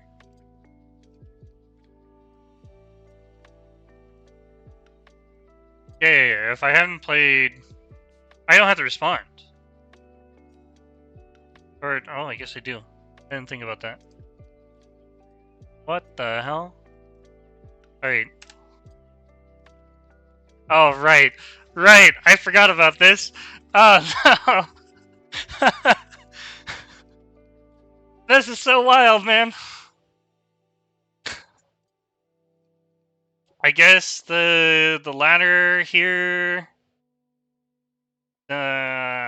I'm not gonna pretend I understand this. This game is a hogwash after I decided to invade the bottom. It's really bad mentally. Like, this... Even... I don't know if a professional would find this move. This move is absolutely wild. How do you find that? I think that was like the most shocking thing when I lost this game and I looked at it with AI. AI's like, yeah, dude, you lose points if you ever play a move down here, and then play this move. I kind of understand it. Like, locally, I have a lot of co-threats against the corner. Like, I can play this stuff, right? Like, I get this stuff.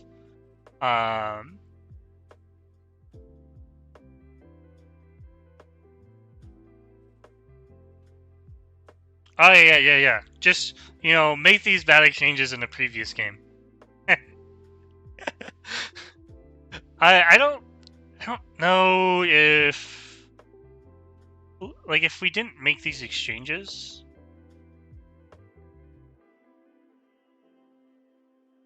Wonder if it would have been different. Like if we play now, I'm curious if the same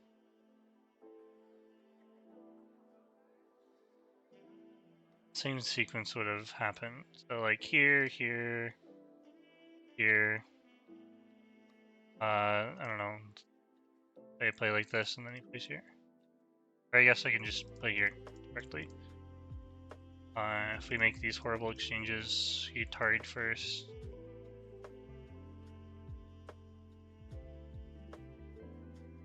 Put here.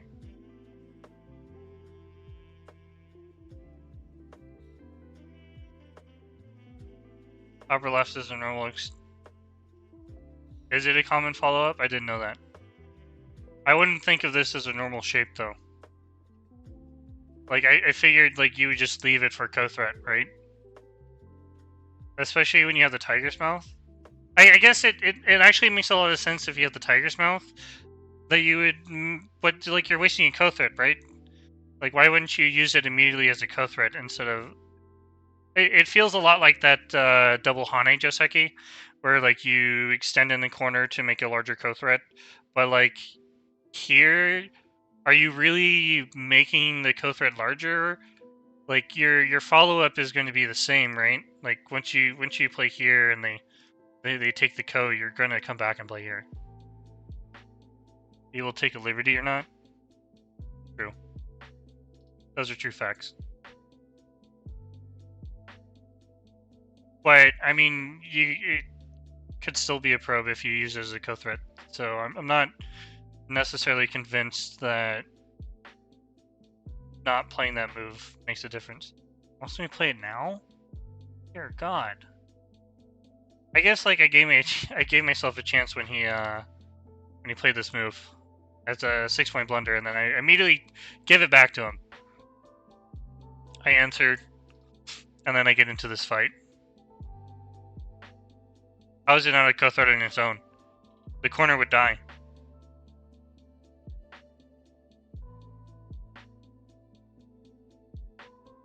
Yeah, the corner should die. I'm pretty sure it's big enough on its own.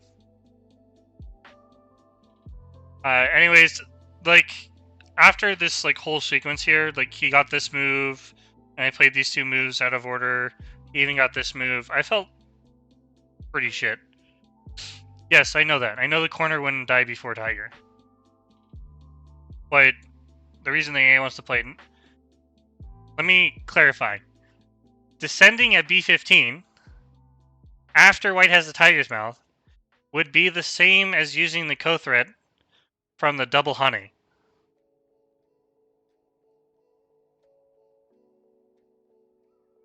You're not necessarily... Sure, you're probing, but it feels like you're wasting a co-threat. In this case, it feels like a very big co-threat to waste. Yeah. Anyways, I play this way. Yeah.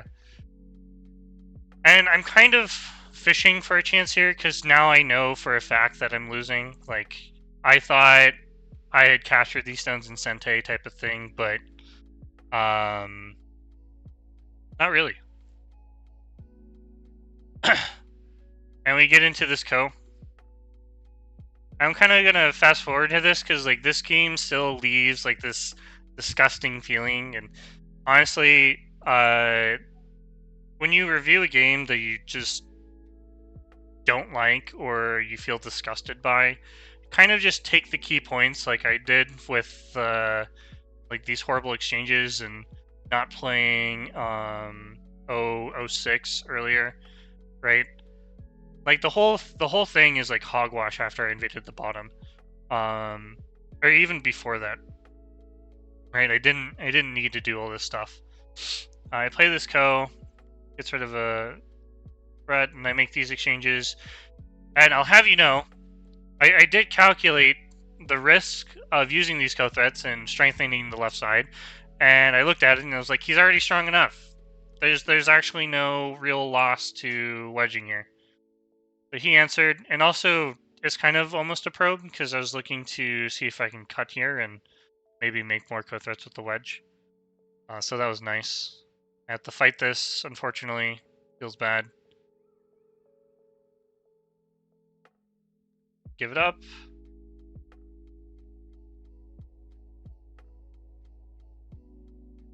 I make these exchanges on the bottom because my win condition here, because all his groups are technically safe. There might be some sort of shenanigans in the corner, but I couldn't really read anything. Like I could play here, and try this, but I don't have the liberties to do anything yet. So my win condition was to activate these cuts and try something fancy. To which we decide to Hane in the center. All the Hanes, and believe it or not, there is a correct way to play this. And this is probably my chance to actually come back in the game, where, like I did in my other games, this move was a noticeable mistake. And if I play here, I can fight this.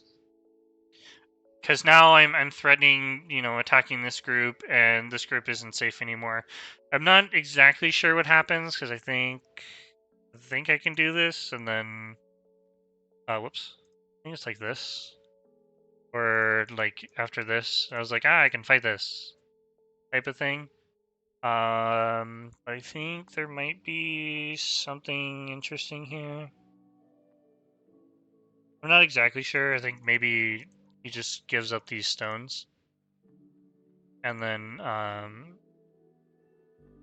guess I need to connect or something. Maybe just connect. I don't actually know.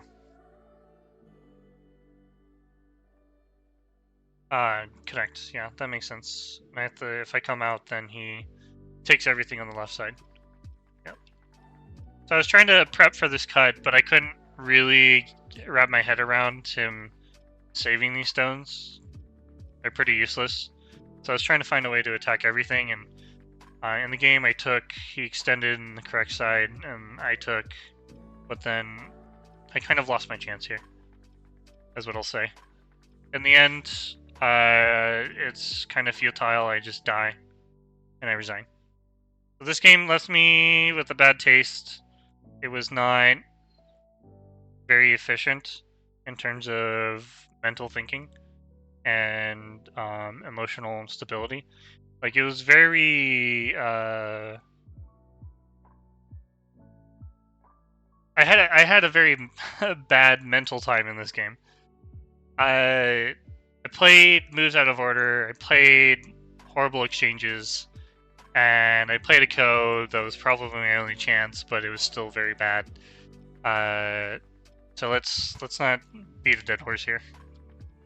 However, first game of the day, day 2, we got this. We're gonna play Yin Li, or Audrey, who's in the pro qual, and this game, I actually exercised caution with excitement. I kept reminding myself that I needed to calm down, so I went and grabbed my fan, and whenever I thought I was winning, I got like very excited, and I had to use the fan to calm down. So like my mentality coming into this game was like a little, it was like a boat in the sea, just rocking back and forth. But you'll see very soon that I actually just win this game outright. I want to talk about this. I don't think my opponent was prepared for this.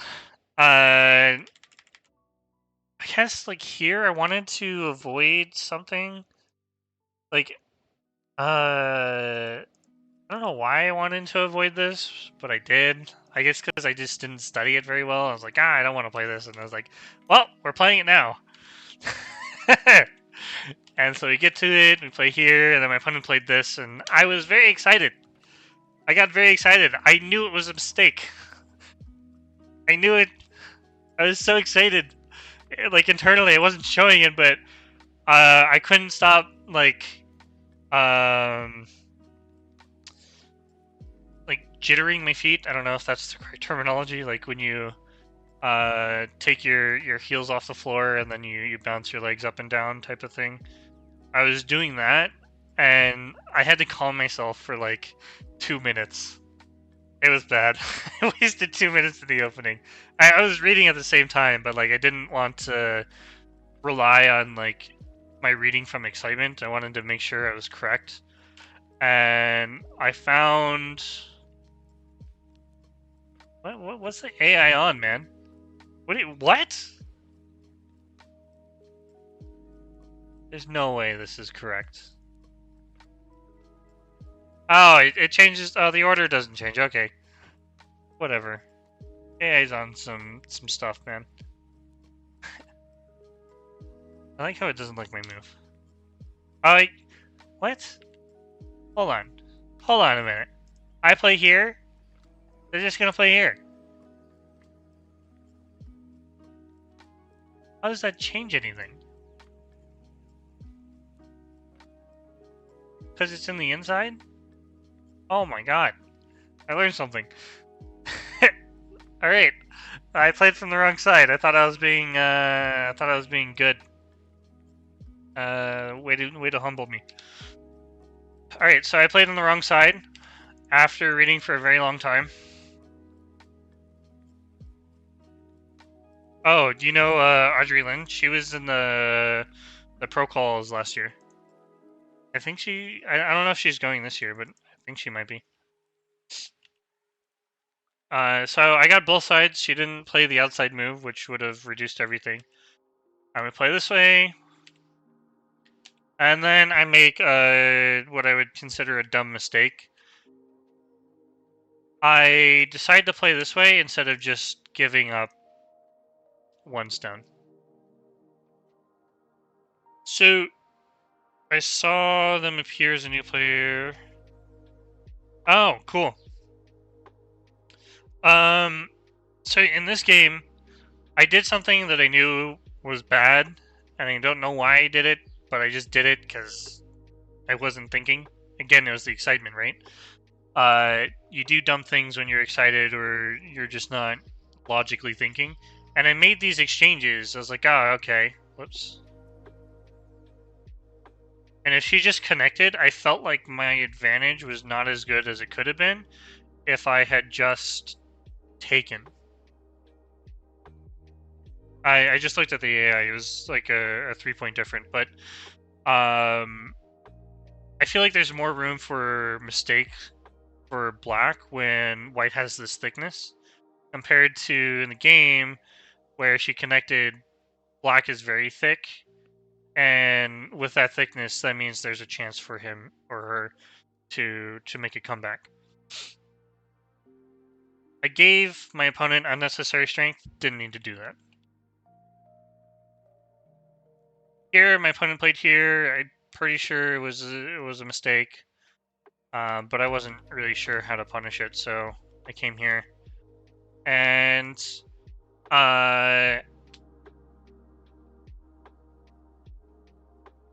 what I thought was a mistake in the game apparently wasn't that much a mistake, but I was thinking this whole time that I somehow had to manage to save my insight stones like this, and I would have to do this because it feels weird to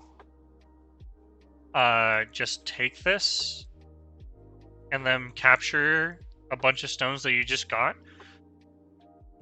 But what I wasn't thinking about was the fact that they got this corner, but now the left side can be reduced.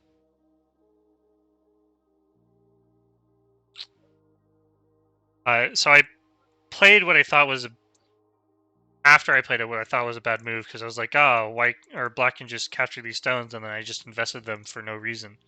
But the reality is I have this large corner. I now have like this thick shape on the bottom that allows me to build points. So I can take corner points, and they only have everything that they have is on the left side, which if you know about Go theory, it's not a good thing, especially with this cut. If all your stuff is on the left side or all in one side, it's not really good because that means you have no potential in the game. Even if black had, I mean, black can't play there because they capture these stones, so they have to come back and fix. And I can simply just play here, and the only way they can grow is like through a few points, right? They gain what, an extra 2 lines that they can capture. And the worst part is, like, I still have stuff like this, so they're not even getting the full extension of their wall. It's got too many holes. So I protected, and again, she's only getting an extension from what was already hers.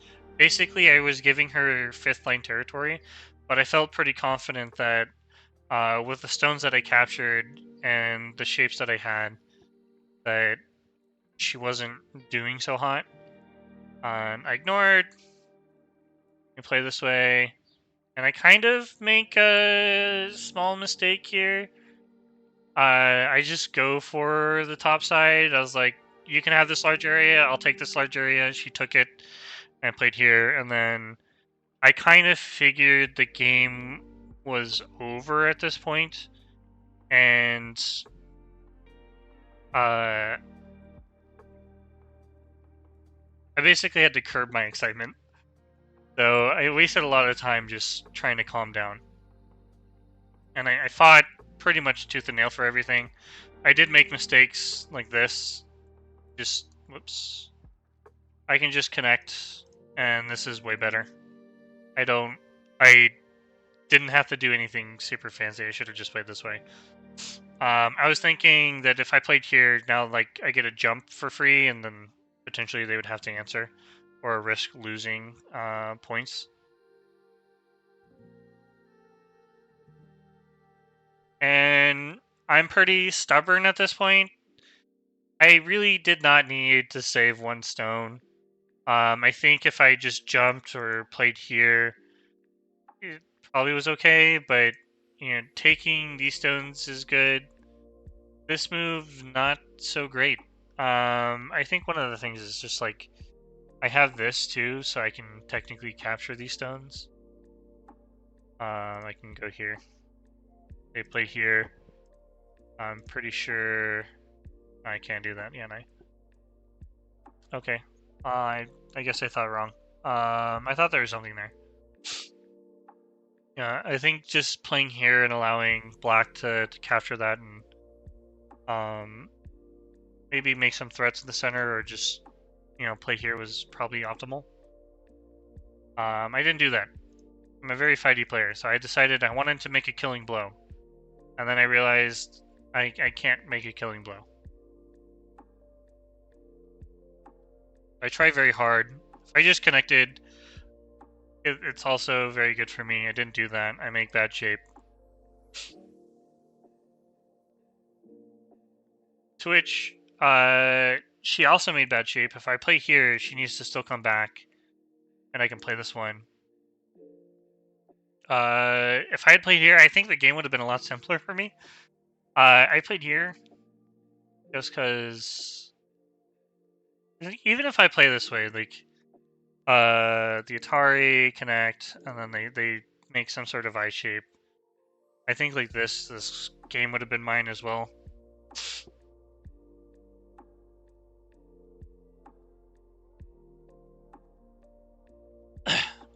So from the rest of the game, it's just me trying to do my best to reduce her ice base, so I gained some sort of profit. I didn't actually think I could kill the group anymore after the shapes I made in the center. God, that's so awful. If I just connected too, like, game would have also been different. There's a lot of mistakes that I made. But at this point, she was in for final seconds, so I decided to keep that pressure on while trying to just play good moves. I'm not sure why she played that one. She could have just connected Dataried and then played here and lived. Maybe those are wrong. I don't know. Oh wait, she doesn't have... I forgot that she no longer has an eye up here. So maybe that's that doesn't work in here. Because I can peep. Play this way. Yeah. That changes everything. So she couldn't play that way. Played this, makes sense. Played here. Now we're fighting for a code. My goal with this code was just to give up the center stones for everything on the right. I knew that if I'd done that, the game would have been over. I could have just done it like this as well. I didn't have to play the way that I did, but I figured I can still keep the pressure on with this group. Like if I just connect, the stones are just gonna die. So she was forced to play this co-out, and I was able to make co-threats locally to surround the right side. And I think here she had like an audible gasp. Like she was like stuck between two ideas where she had to save this group and reduce the right side. And I played the ideas well, but I executed it very poorly. Like all this stuff here is not it's not very good. Then I connected. So the idea is if they connect, I would be able to do this. But this also doesn't work for me anymore. Because they can connect. AI says I'm still winning. I was actually really surprised that she played this. I didn't know how to react to that. I guess the idea is like if connect, I can play. What can I do? I guess I could just play here in Sente, and like if we make these exchanges, then now I can make probably this sequence, and it changes everything. Yeah, you'd start from attacking the right side. I can start here and then link you captures. Okay. You know, I completely missed out on the game, by the way.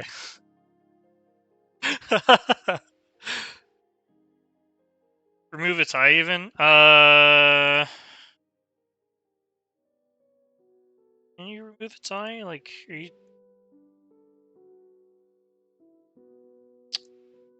We play this way. I'm not sure how we're moving the eye. Are you mean like...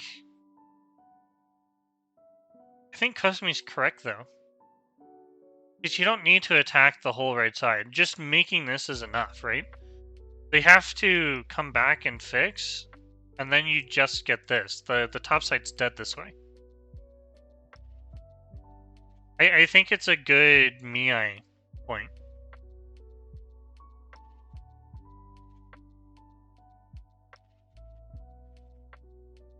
I don't know if I would make that distinction. Because now if they like decided to play here, yeah, I mean whatever they decided to play like this, now you can just slide or peep and come back and fix. So now they should die? Question mark. Apparently I'm wrong. And Hane make those exchanges. Kosumi is correct.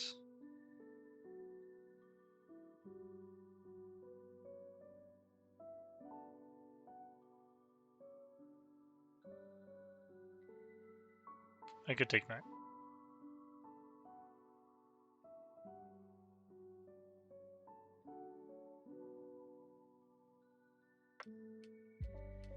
Probably, but like you're gonna end up fighting this.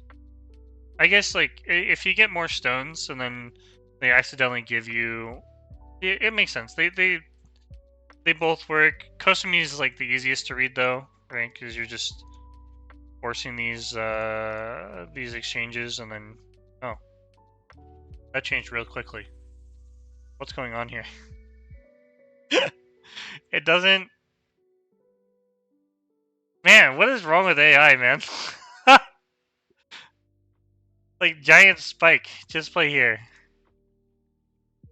I felt like the Kokomi was good. I guess like the push changes everything. Wow. So you start this fight. Push through, give it up.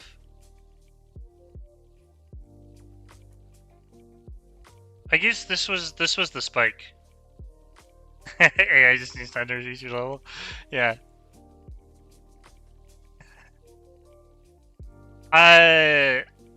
The sad thing, this is like the newest network too, and it has reasonable playouts.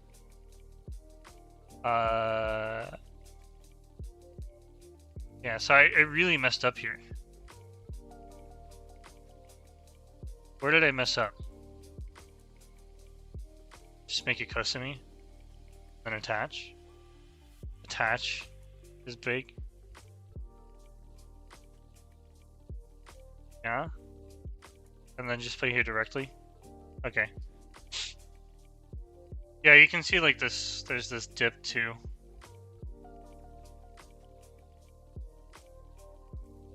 Alright, back to the game. In the end, she ran out of time, but I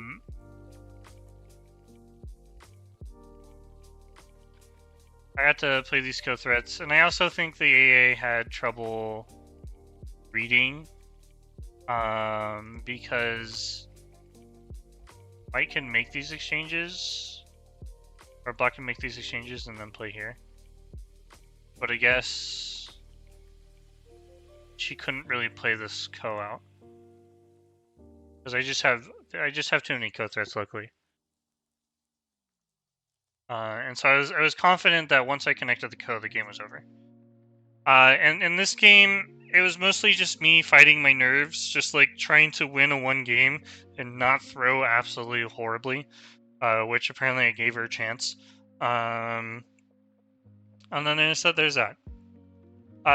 Specifically speaking, so this game and against Howrun, I did not go into those games thinking about just to play my best. I wanted to win those games.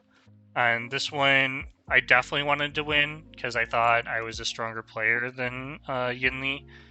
And I think that type of arrogance can lead to... I guess, you know, thinking you're a stronger player isn't really arrogance, but thinking that you should win against someone is definitely arrogant. And I came into this game with that attitude, and after she messed up, I was thinking, you know, if I continue with this excitement and that kind of like arrogant attitude, I would definitely lose. So I stood up, grabbed my fan, I wasted a couple minutes just to cool down, and then like throughout the game I went back and forth with like excitement and realistic reading, which, I mean, you can kind of tell.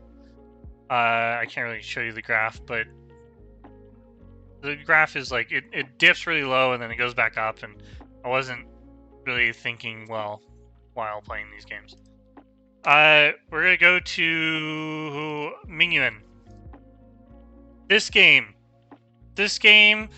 I 100% should have lost. I came into this game thinking Eric can beat Mingyuan, Paige can beat Mingyuan. Yeah, the fan is the secret to calming down. I don't know if you'll be able to see it well, but I got a fan signed by MG Sook, and then I had asked him to write some sort of encouragement for next year's Pro Qual. I'll be saving up money to go to next year's Pro Qual if they hold it. Thank you.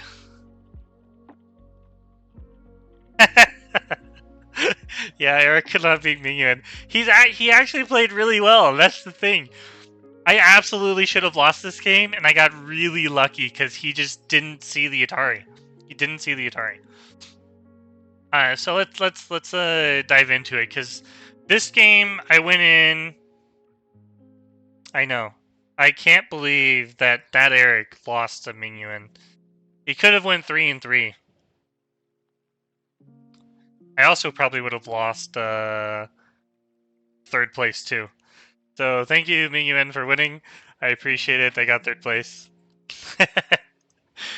Tiebreakers are rough, man. I know. I think I would have gotten third place because I was 5-1 anyways. Yeah. But I definitely, yeah, I would have gotten third place. But my SOS probably would have been shot. So in the game, I am black, Mingyuan's white, and I went back to this like older style, more territorial, because I wanted to play a very calm game. I wanted to play more for position, less fighting, and you'll see how well that fucking goes.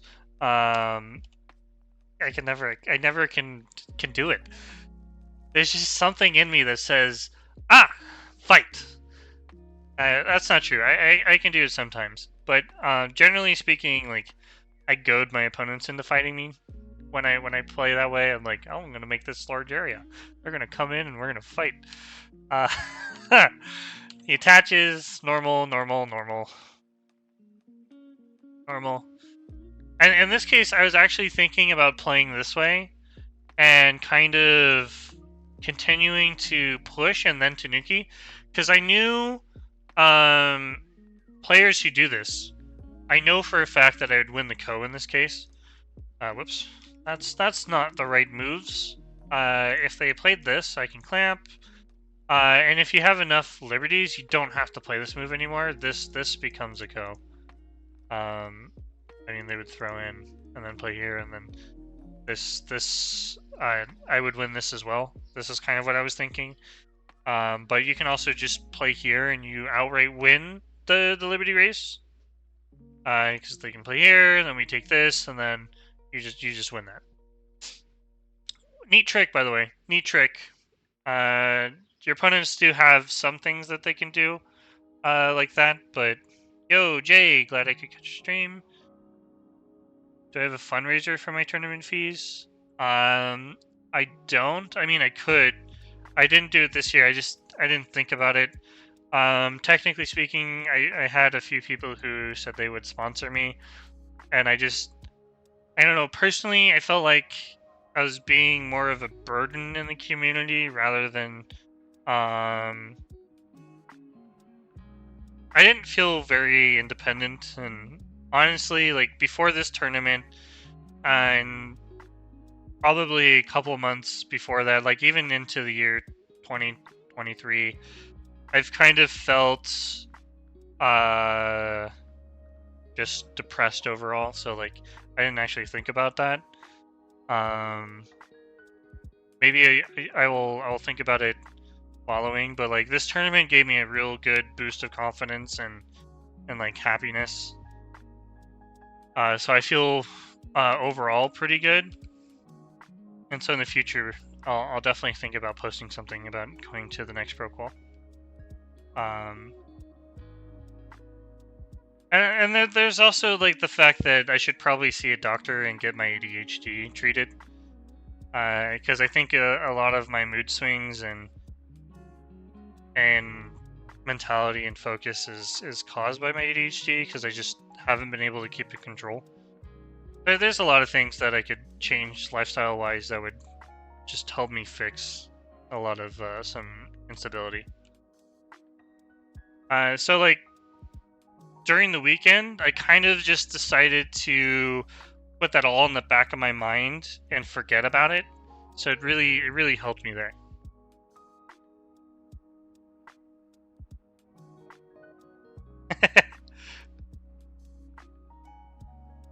I came close. I came close. If I had beaten stronger opponents, like if I had gotten Paige and Nate, I got Nate in the last round, but if I had gotten Paige or Sung Soo, or the Shin, I think my SOS would have been higher than Howron's. But Howron was first board for almost the entire tournament. Like he was top 2 boards, so yeah. Sung Soo got really tilted, but he's also known to not play very fast games. I think. Oh, by the way, Sung Soo, he beat Bill Lin, so there you go. Congrats to Sung Soo on that. Speaking of which, he's not known very well for his fast games, but he also has a very nice style. Yeah, he beat Bill Lin. Yeah, I think. Let me see if I can find it.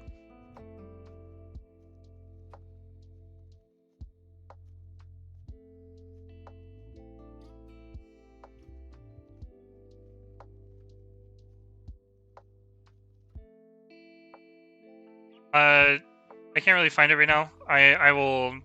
You can message me on Discord and I'll send it to you.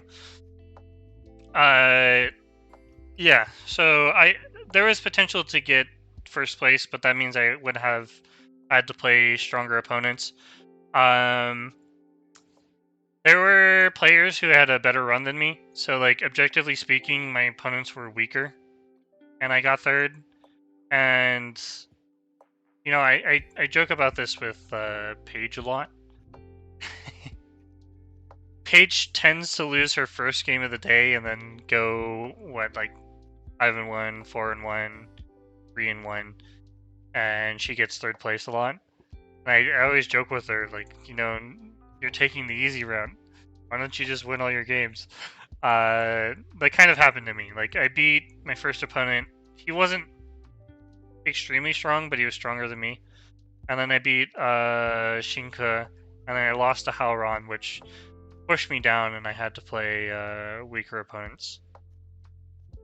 I would have liked to have played up instead of playing in the same I guess I couldn't, because there was 4 3-0 people, and I couldn't play up. However, the next round I could have played up, but I didn't. So if I had played Paige, who was previously... I gotta think about that. There's a lot of mental math in that, and I'm not doing that. And basically, if I had ever played up, I think my run would have been... There were 3. Who did... Sung Soo played up. Yeah. I couldn't play up. Damn it. Oh no, I could have. If Sung Soo had played someone in the same position and I played Paige or Nate, and Nate or Paige played Howron, that would have been nice. But Sung Soo played up. That makes sense. Thank you. I'm digressing. Let's go back to the game. Let's turn this off. I actually played very well in the opening. And then I decided to make a bad move. I can just jump. Jump is better. Jump is objectively better. It's always going to be better when your opponent is going to live and be able to cut later. Just jump is nice. I mean, later they would have this, but like example, you can fight this. It would be okay. Whoops. There's not a whole lot the opponent can do by cutting immediately. So if they played like this would have been fine. But I managed to play bad moves back to back. I don't feel like this push was that bad. I think it's more of a stylistic move, even if it loses a point. Just because, you know, I can see why it would be bad. For example, like, let's say I get the corner, right? White later is going to get this move, which means that my corner is not, you know, being optimal. And, you know, if, for example, if you consider this, like, I can jump in. So, I think it was more like I wanted to play solid, and so, like, these stones didn't have a good way of connecting up. You know, and playing a nice move wasn't really that great of a choice either. There's I just didn't have to play anything here, and I could have just come back and fixed, and if they played here, then later, like, this would have been a big move. But the idea is just, like, I would be able to play this way. Yeah, I think it's just this, right? And, like, the wall's not really doing a whole lot, so I think the idea was that we'd play here, they connect, and then we'd jump. And this would have been okay as well. Just leave it.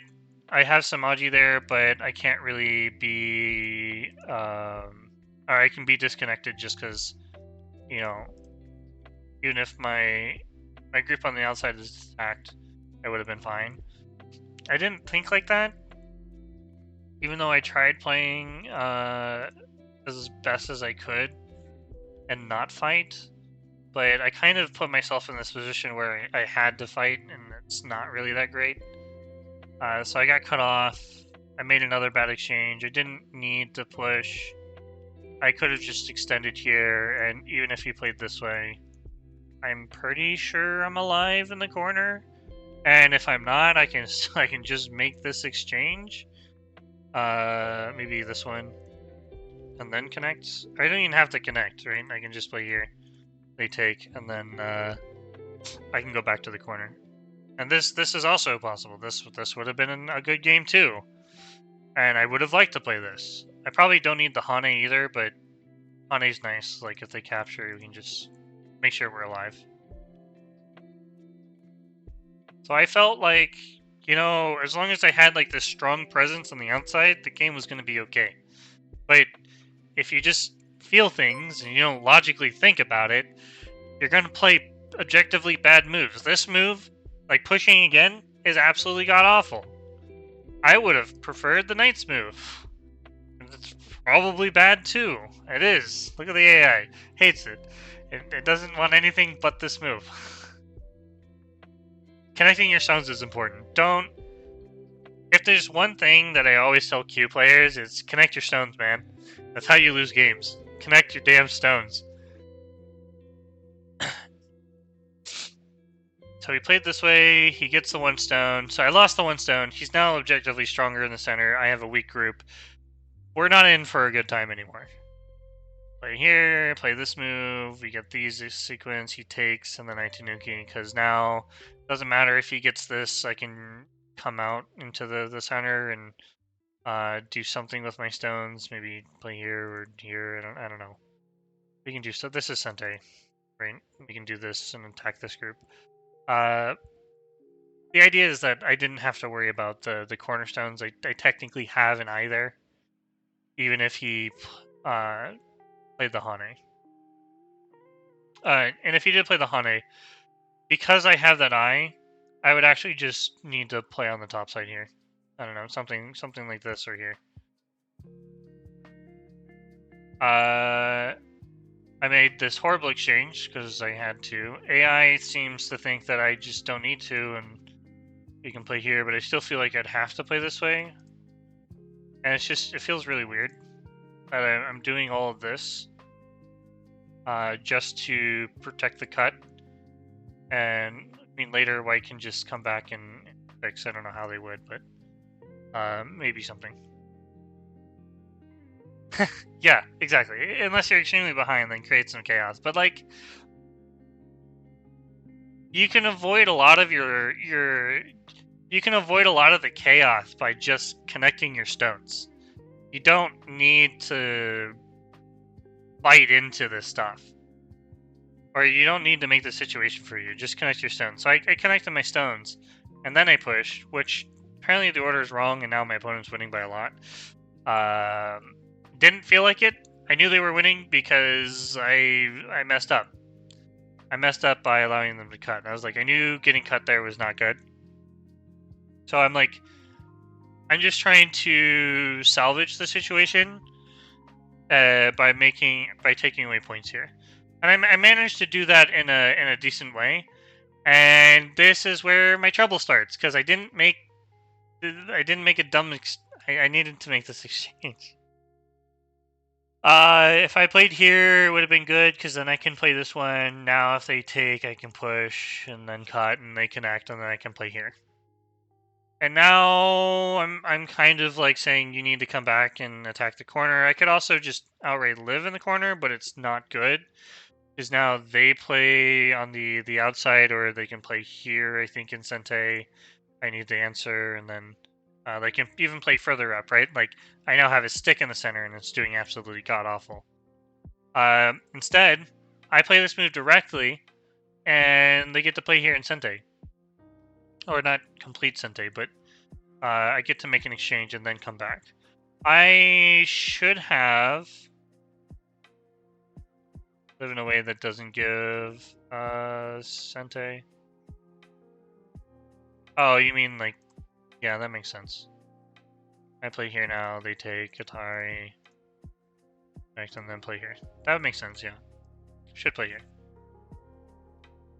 Thank you. I think I was just stuck on the idea of getting more liberties, because like during the game, I made that silly exchange. I played here and then I played here. But maybe just here would have been better.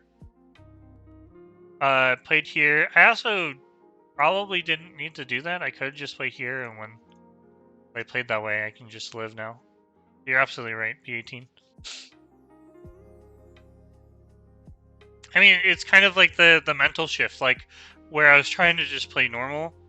I immediately play moves, and then all of a sudden, my mentality just hit rock bottom.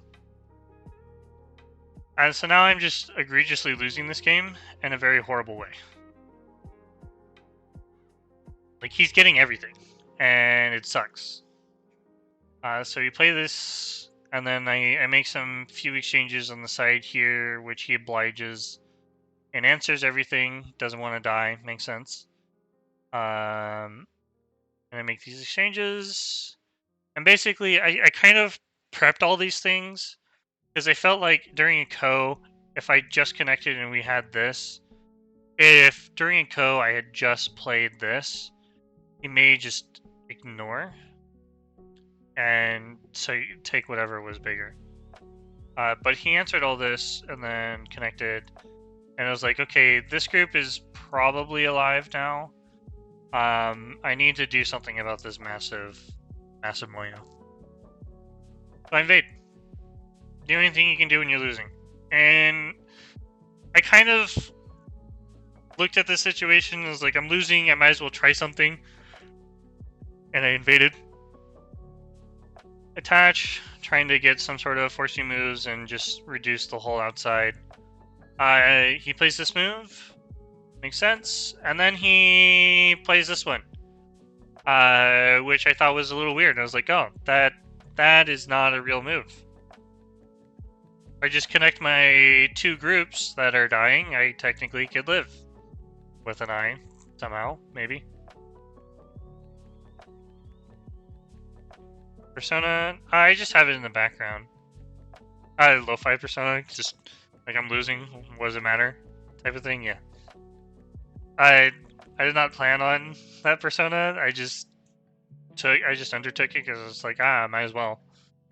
He attached, and I read. So in the game, I was reading like this type of thing, and I was like, this is gonna be okay for me. And then I'd be able to get this, and then when he tried to capture me, you know, I'm just winning, right?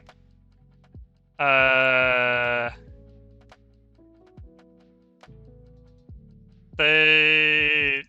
you're asking about it. I just have Lo-Fi Girl. Yeah, I just have Lo-Fi Girl on.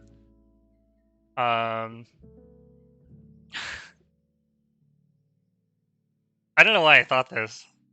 Alright, so I read this whole sequence from start to finish. I was like, these are all good, and I win. Alright, perfect. Done deal. I win this game. Hell yeah. So I thought he had to come back and yeah, he had to come back and play here and live. I was like, hell yes. This is good for us. I mean, technically him living like this is also good for him. But what wasn't read, and I'm sure some of you watching caught the mistake, after this, White actually has an extra liberty. And it's this. And I missed it. I missed it in the review. I missed it in the review. I didn't actually read this review of the line with AI until like much later in the week. I missed it during the game, and AI has humbled me again. That my idea, although it looks really cool, doesn't fucking work. I'm forced to play the Atari, and although I can do this, I'm losing this fight. Shame. I know, shame. Someone bring out the stick of shame. Everyone point shame. It's so bad. I missed that. And then my opponent, he played this. I spent a solid minute looking at this, and I was like, what? I didn't spend a full minute. I was like surprised, and I took immediately. And then he spent the minute thinking, what the hell just happened?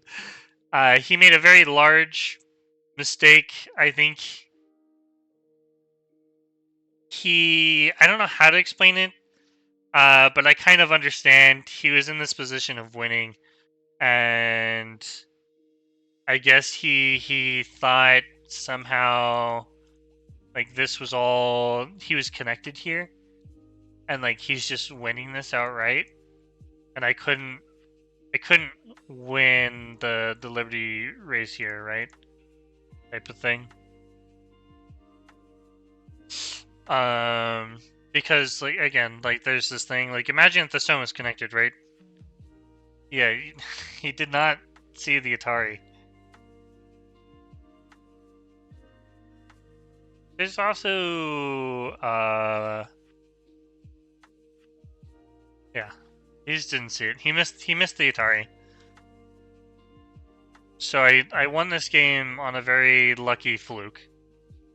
And I kind of like, you know, I got third place and everything, but I didn't win I didn't win some of these games on sheer skill. And so it doesn't feel like a real victory. Except for my last game, I kind of pulled myself out of a hellhole. And my last game is against Telegraph. He absolutely destroyed me in the opening. There's no doubt about that. So in this game, we'll just continue going forward because I try very hard to. I don't know exactly how much I'm winning by. This move is terrible. I'm supposed to play here, but like I don't particularly see how like doing this sequence helps me. Like I still needed to connect. I guess just connecting solidly is better, especially if he plays this way. But I felt like this was fine too. As like I have two eyes, right? So continue on the game. We get into the situation. I spent a while reading the code, making sure I could attack this group, and I can. We play the co-threats. Make co-threat, take back, he extends, I take. Plays one more time. And here I'm pretty confident that I could just outright win this. So I cut, connect, he plays there, and play this move. Yeah, no, I had to play that move. And then I take. Take is a terrible move. Just need to connect. Think. Not completely sure. I guess I could have played this one. And this... Oh, yeah, no. I see it now. Yeah, I could just play here. I just play here and then it's over, right? I mean, I knew what I played was wrong, and I didn't know why. I was low on time. I spent a lot of time reading, making sure this whole group was dead so that I could end the game. Wow. Now I feel dumb. He had to. That makes so much sense now. I see why I lost a lot of points. Play this way. He could play this one, and I had to connect. And then I believe it was here. I take here, connect, and then we had to play this Ko, but it doesn't really work for him. And he played this Atari and didn't realize his group was Atari. So I felt pretty good finishing the game after his mistake.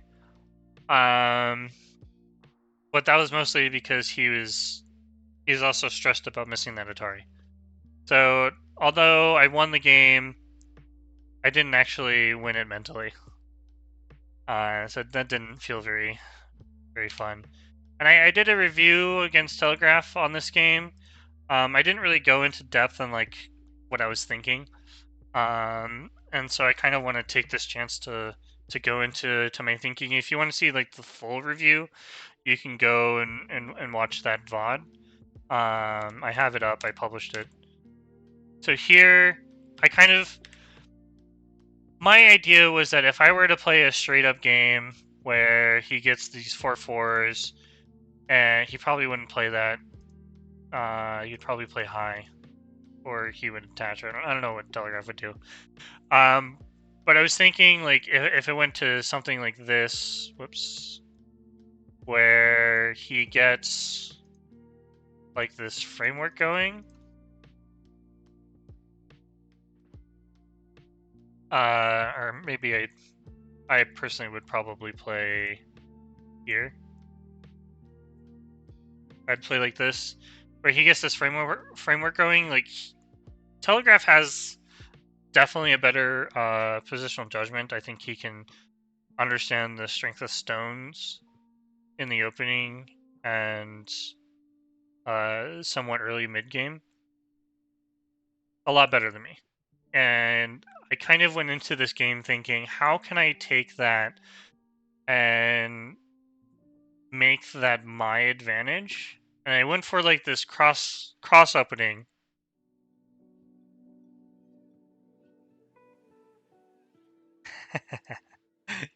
Yeah. If he did play high, I was going to play here. So I'm assuming he wouldn't play this way, knowing Telegraph. Or I guess he probably would have felt confident going into this, because it's not actually clear on how to really handle this. But basically, you can do this. And this is okay. You can Tanuki as black, you can take the side, you can take the corner, and it's an even game. I'm sure he would have felt pretty good about this as well. It's not like you have to play into a particular part of the J-Seki. Like, you can choose what to play, and it's probably okay. So I decided to not kind of go for that type of thing, and I wanted to play this cross Fuseki, where Telegraph had to fight me and kind of be in my area, my zone of knowledge. You can push up in Tanuki like me. Yeah, that's also possible. You don't have to. You don't have to play this way. You can play here, or you can Tanuki. That's also possible.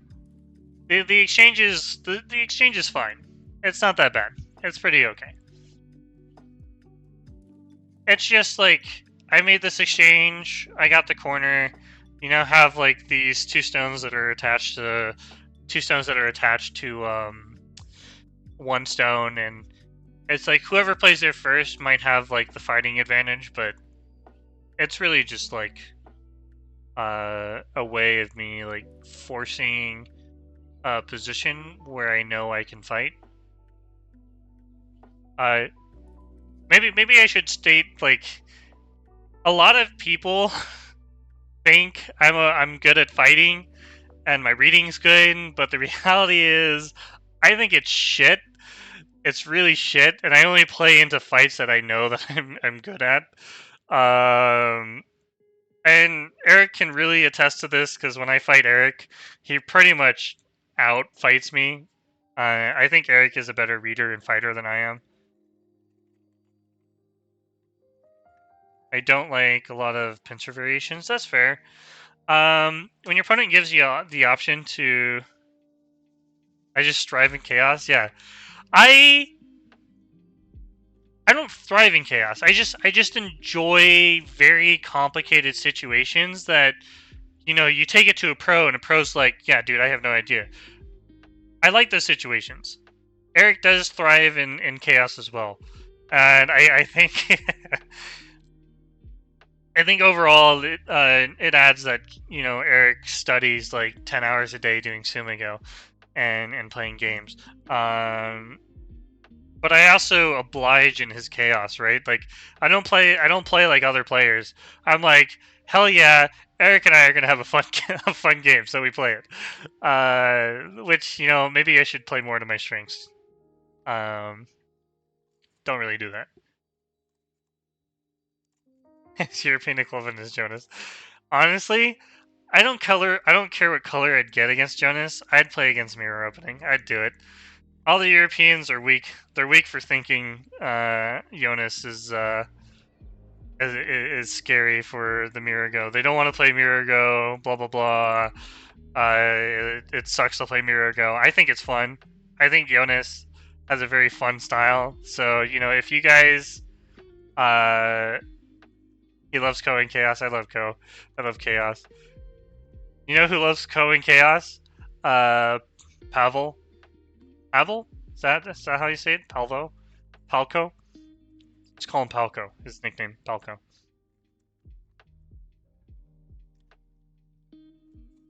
So I tried really hard to play in a situation where I could get into like these fights. I didn't like this move. I played it. I didn't really like it. I really wanted to play this, but I also don't know. I just didn't know how to read this. It was very complicated. I do know now. There's this really fun Tetsuji. I think Telegraph is going to show it in his videos. But we can play this. But you'll notice that Black is really nice here and kind of gets this situation and really takes these points. He also gets like this outside Atari for free too. I guess technically we could do this and connect this way. So maybe it's not as free as I thought it was, but you get into this situation, right? But White even has a better move. White can play this holy triangle. Holy shit! We went over this during the review, and I was like, that's fucking amazing. I hope I get more opponents who do this. The normal way is just to play this, and then, you know, we give it up. Maybe you get this, or you play here, or here, and Black gets like this type of thing, and it just becomes a whole normal game. Power triangle, bro. Hell yeah. A holy triangle. And I listened to Starpoint. I watched Telegraph's episode. Phenomenal episode. You guys should watch it too. I also listened to another one. It was about Otake Hideyoshi. I think that's his name. And they were talking about how if you're forced to play an empty triangle, because normally an empty triangle is a bad move. But if you're in a position where you are forced to play an empty triangle, you kind of have to reevaluate how you got to that point. And I mean, technically speaking, you can avoid the empty triangle by just attaching. And I think this just reverts to like some sort of... I don't actually know this Joseki. I guess you come out. I'm not going to pretend I know this, but I'm getting like all these ideas from different sources, and now I'm starting to think about my own Go. Like, am I really good at Go? The answer is no, comparatively to my peers. Like, I don't even have like this solid idea of like, you know, control of stones, thickness, territory. it's a whole mess. Like, this tournament has made me start rethinking my game. Specifically, I think the catalyst was like talking with Telegraph. So, thank you for that.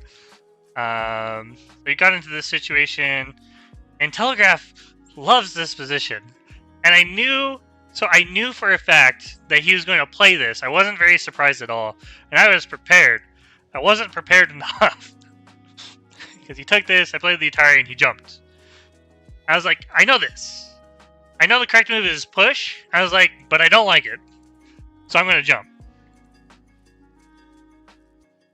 He Tanukis. I mean, it makes sense. Why would you respond? Come back to the corner. I think you just jump here, and then we fight this like this. But I guess if like you're gonna play this low stone, maybe we could fight this in another way. Maybe you can get this going. I'm not exactly sure what you would do. Maybe here. That's probably a good move. Maybe this one. I don't know. I thought playing a large knight instead of Atari was good in this position. You mean like this? It's okay. I don't think it really changes anything. It just means that white's going to be able to come out here. Like maybe something like this. I don't know, jump. It's a different game. And I should have. This is actually what I want. This is how I want to play. 08. Oh, you mean large knights, not the single knights. This one's better. There's some bad Aji here. Some bad juju. There's also the fact, like, outside moves are forcing, so even if we make this one exchange, we can play there. And if we play here, we still need to connect.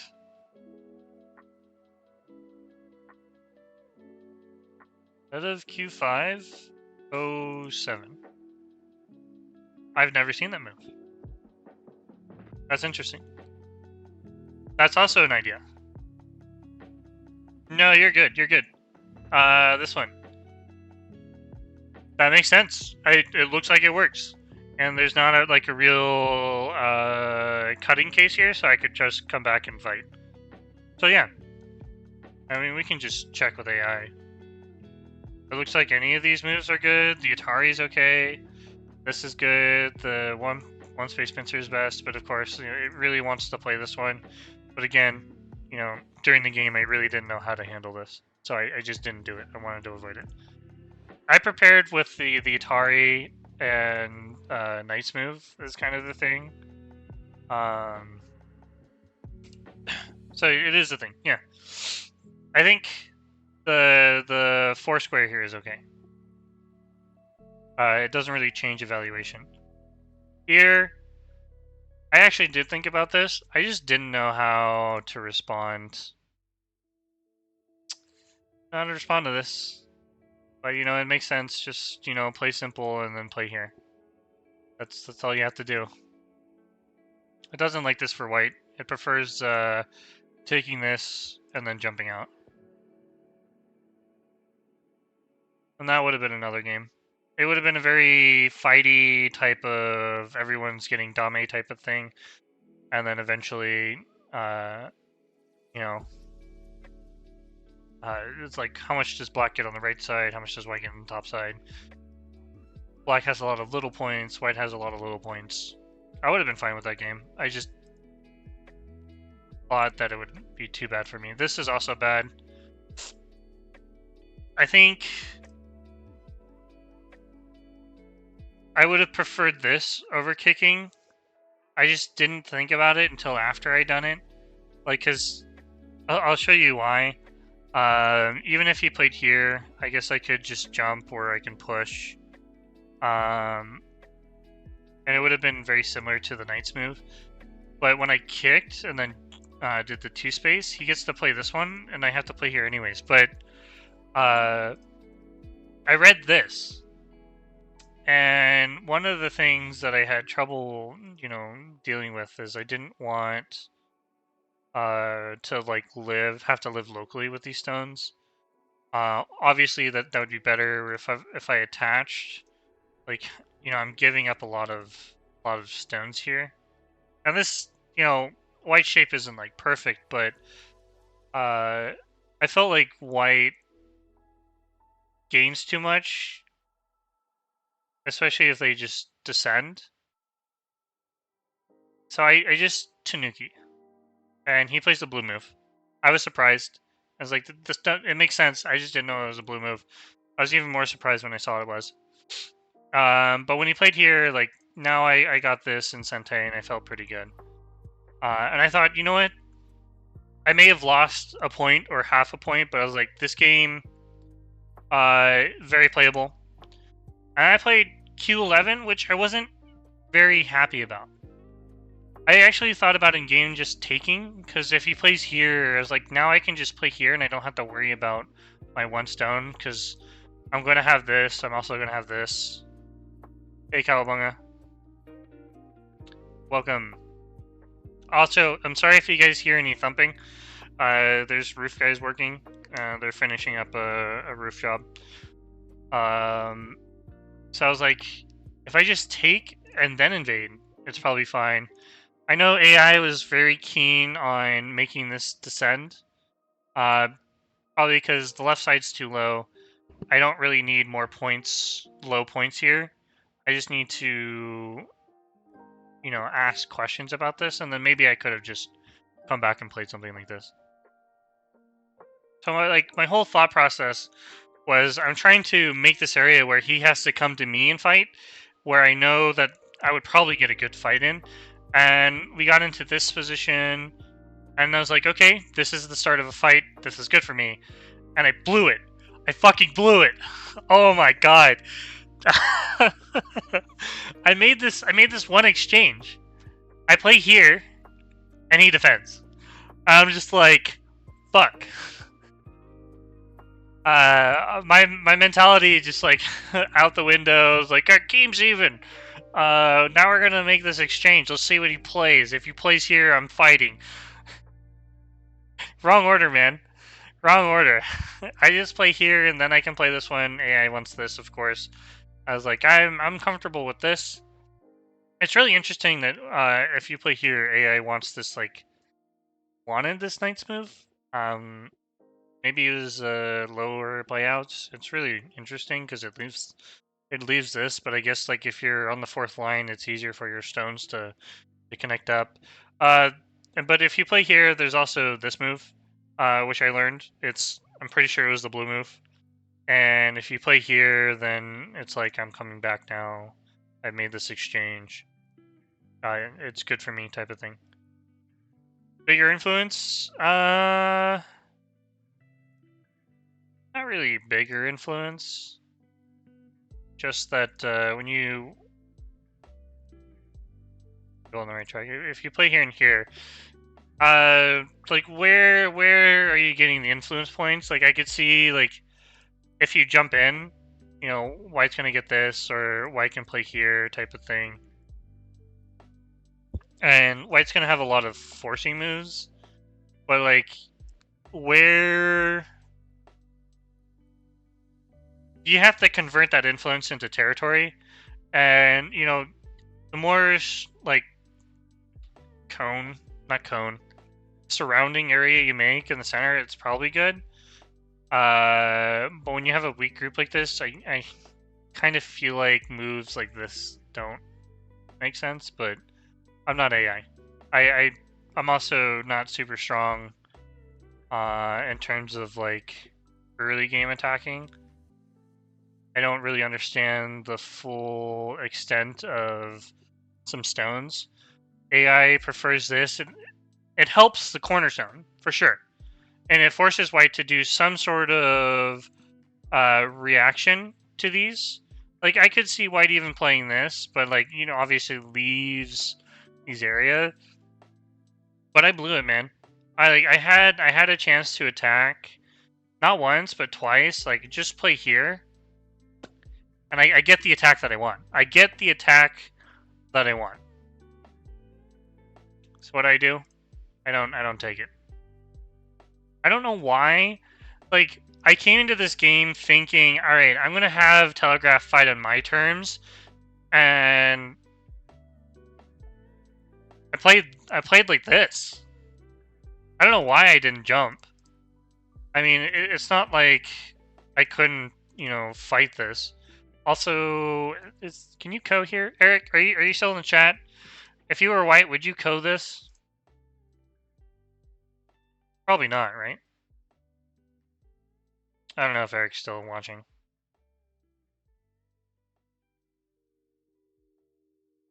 Yeah, okay. You would connect. Maybe you wouldn't even play that way.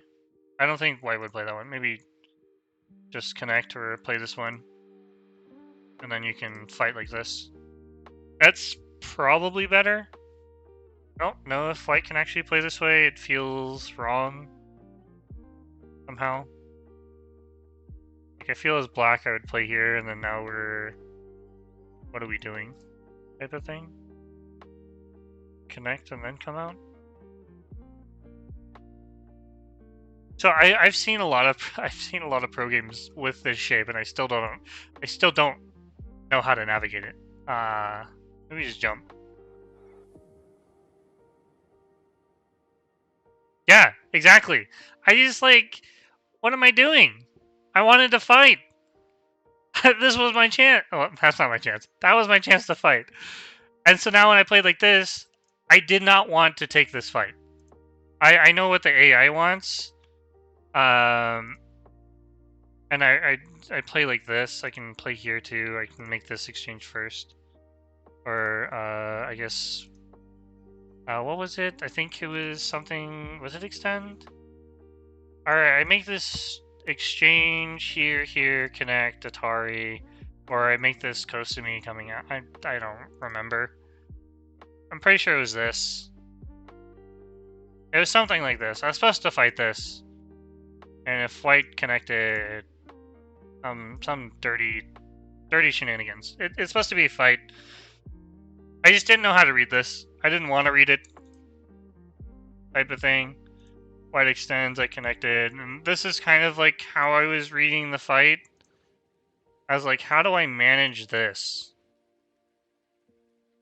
I guess, like, in hindsight, if I could make this shape, why not feel good about it?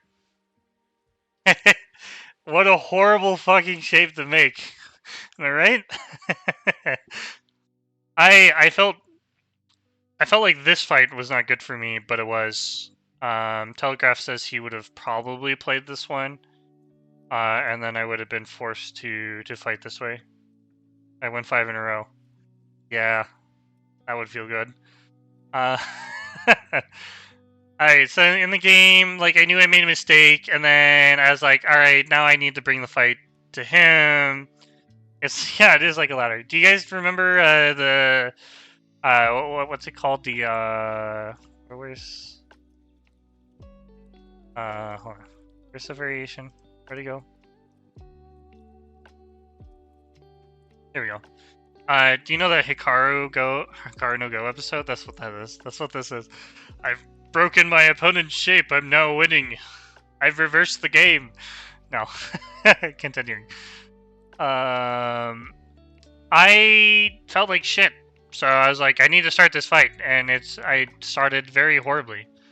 I can even be punished even harder with all these boosts, because now the cut here is kind of unreasonable.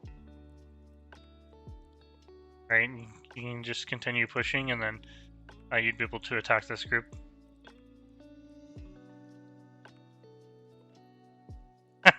Should have got left and gotten the fan after, and yeah, I should have.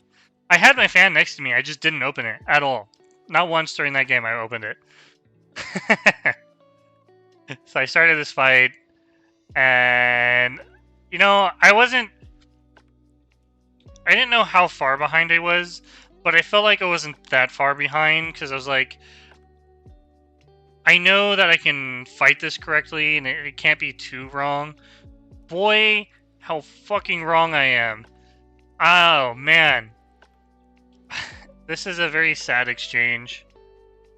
So, I was actually reading if my opponent had ignored me that I would actually just peep here. And I thought, you know, this is pretty good, right? There couldn't be anything wrong with this. You don't add the last move. Then I could play this and kind of just nicely live on the left side or the right side. So I was reading this out. I knew that the cut was there, and I was like, all right, we're gonna fight this. It's very bad to play this fight.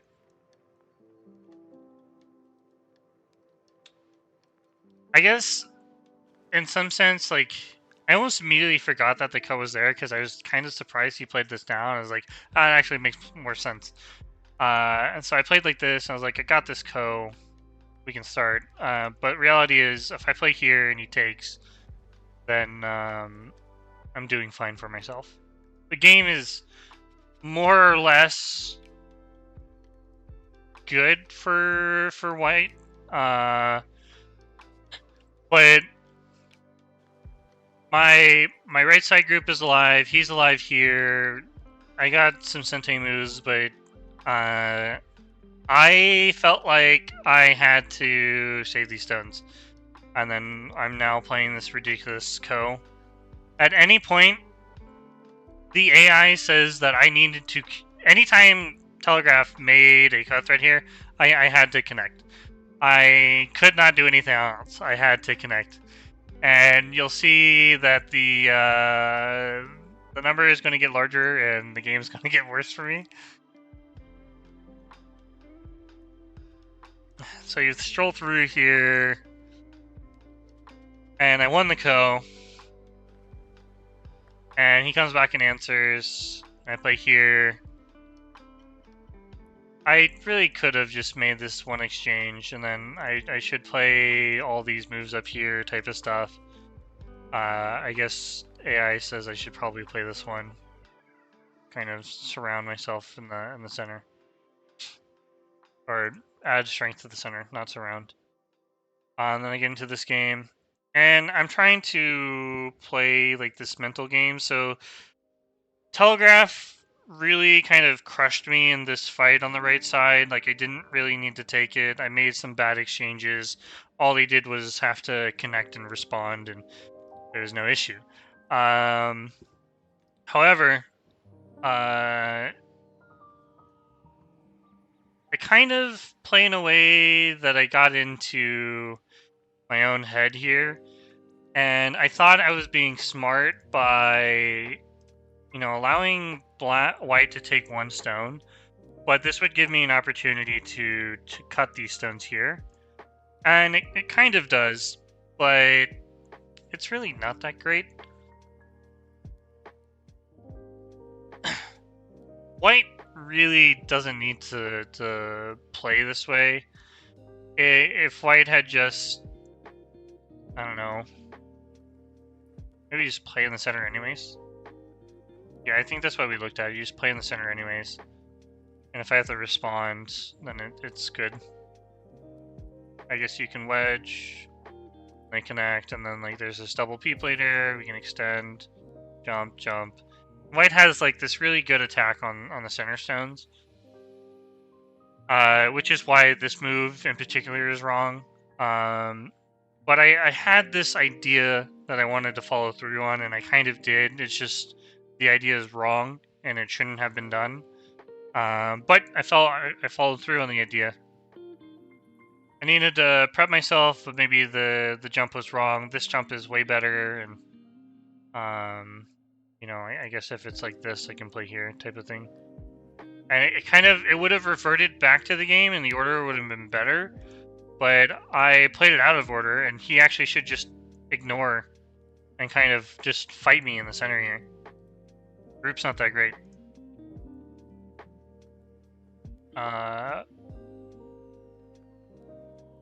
that right? I thought I played here first.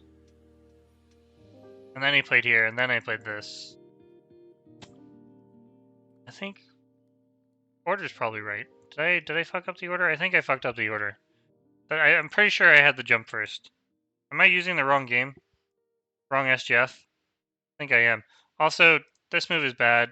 This Atari is also bad. Should just play here. And then connect. Right? Because now if he comes back and protects, I kind of have this turn. If he plays here, then I have this type of thing. But I'm pretty sure I had the jump. Right, so this is the current position. I'm pretty sure I had the jump before I did all that stuff. Otherwise I wouldn't have done it. It would have been silly. Alright, real talk. For all the low dawn players and Q players and whatnot, if you think you have a great idea at killing, it's probably not, but do it anyways. That's what I did. Really good advice. Just do it. Except for the fact that I could just play this Atari first. I could just play the Atari first. He takes, and then I play here. Now, if we Hane, he doesn't have this extra stone here, and if he connects, this is going to be good for me. Whoops. He's got to protect somehow, so he's got to play this Ko, and then it would have been good for me. I'm pretty sure I have the wrong SGF. Hold on. This feels bad. What's going on here? Why do I have the wrong SGF?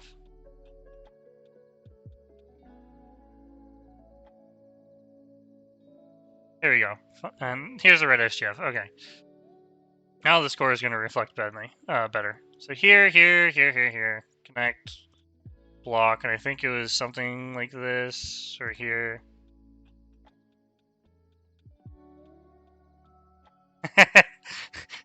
Faith in killing things. If it looks like you can kill it, go for it. This Atari was bad. Yep. This exchange was bad. I gave him, so I took away the liberties. Now you can't jump again. I could have just made these exchanges and then made this and prepped for the Ko type of thing. And I could have just done that, but I didn't. Instead, I went for the accursed this move. You lost so you can live anyway. If you play normal Go, you should be able to win.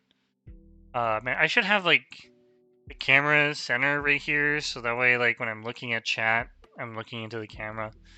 I'll fix that later. So I started this. I prepped with the Ko threat.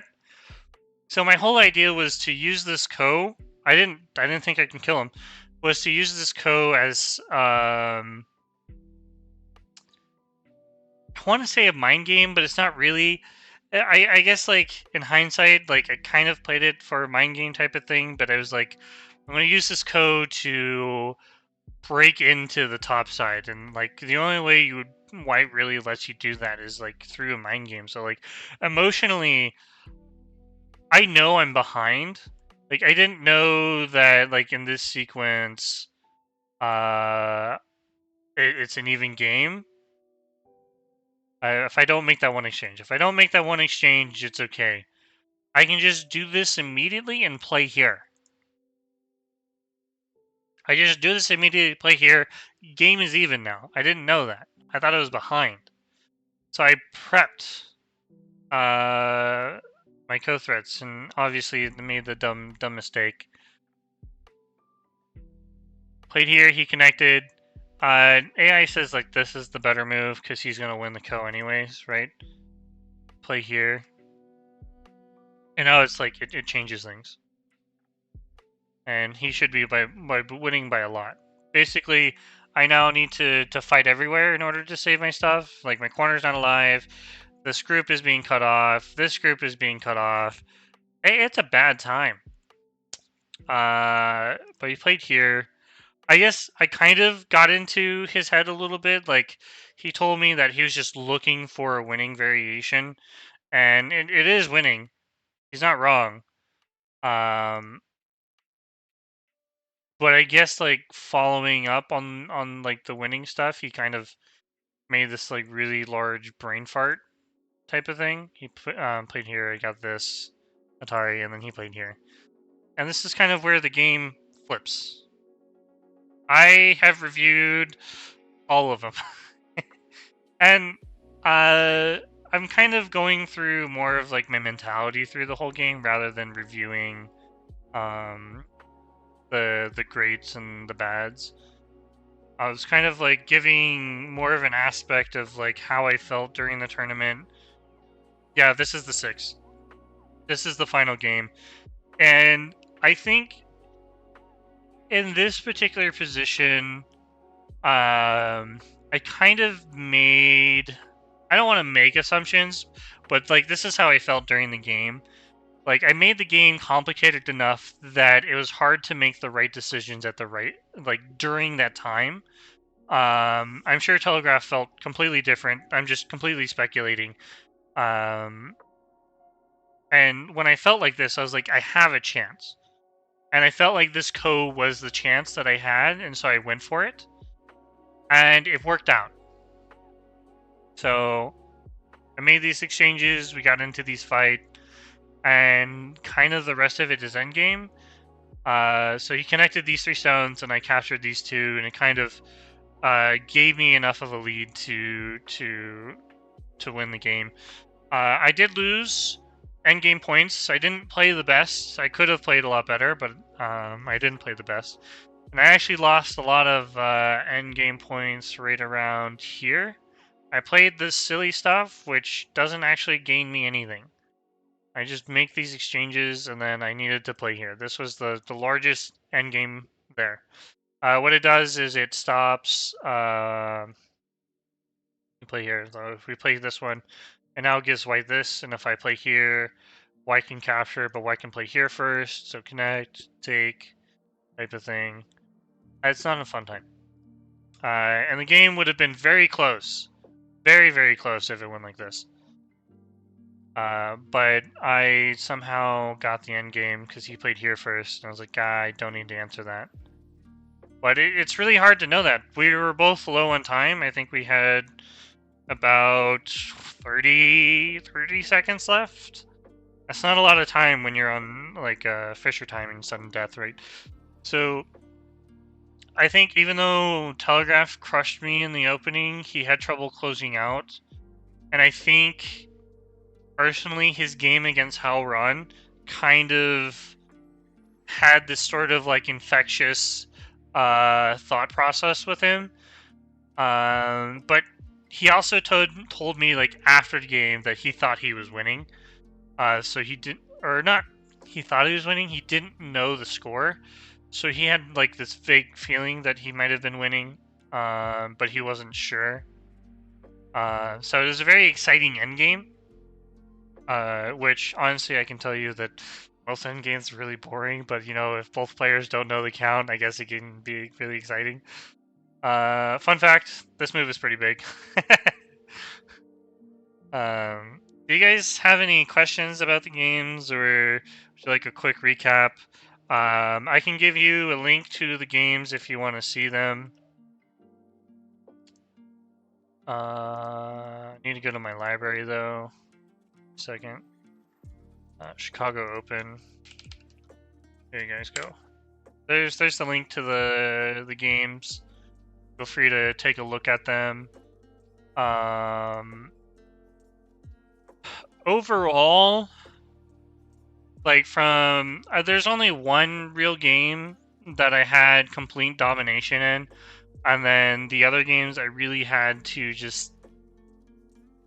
I don't know. I take that back. I think like the second game when I played Shinka, sure I played like enormously bad moves, but like from the very beginning to the end, it was all fighting, and I kind of played the best game that I could that day, and then my game against Howlrun, I just played absolutely god awful. So like, while I got 3rd place, and you know I'm happy about it, I don't feel happy about how I played overall. Like it wasn't good go. I basically, you know, if you ever go to a club and then you have that one Dawn player that always plays tricks moves and wins that way, that's kind of how I felt. I was that one Dawn player that played all the trick moves.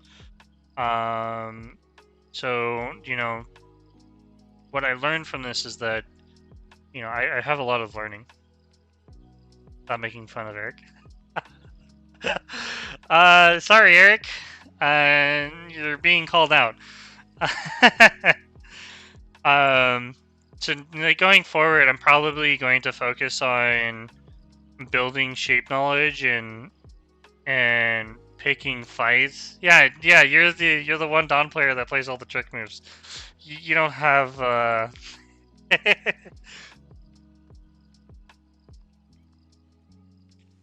I said earlier that I wasn't happy with my play, and that I felt like the one Dawn player at Go Club that only plays trick moves and wins those games like that.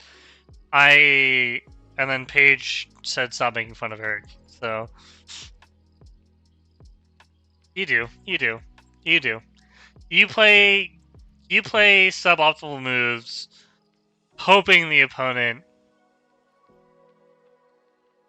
What do you mean? He can see that you. Okay. Okay. Anyways, I kind of like. I need to up my my shape knowledge and how I understand the game. So like. Yeah, I'm gonna go to club after this. So Ragnar, I'll see you at club too. I just wanted to finish up, get this like whole thing out. I really wanted to make a video, not a video, but like a stream on this. I will. I'll come pick you up. So my whole thing about this was like so the Q players can see like what I was thinking, how I felt, type of thing, and kind of give like some sort of like feedback.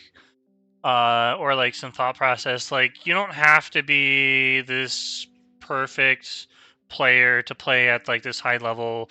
Dawn players, I can't take you, Dallin. You're too far away. Get out of here. Uh,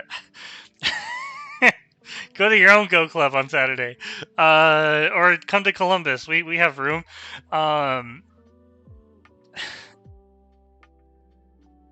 You don't have to know everything, but like you know, you're probably not going to feel super great when you get to a certain level. Like there's a lot of mixed emotions, but you just don't have to play perfectly. You just have to play the game, and you have to play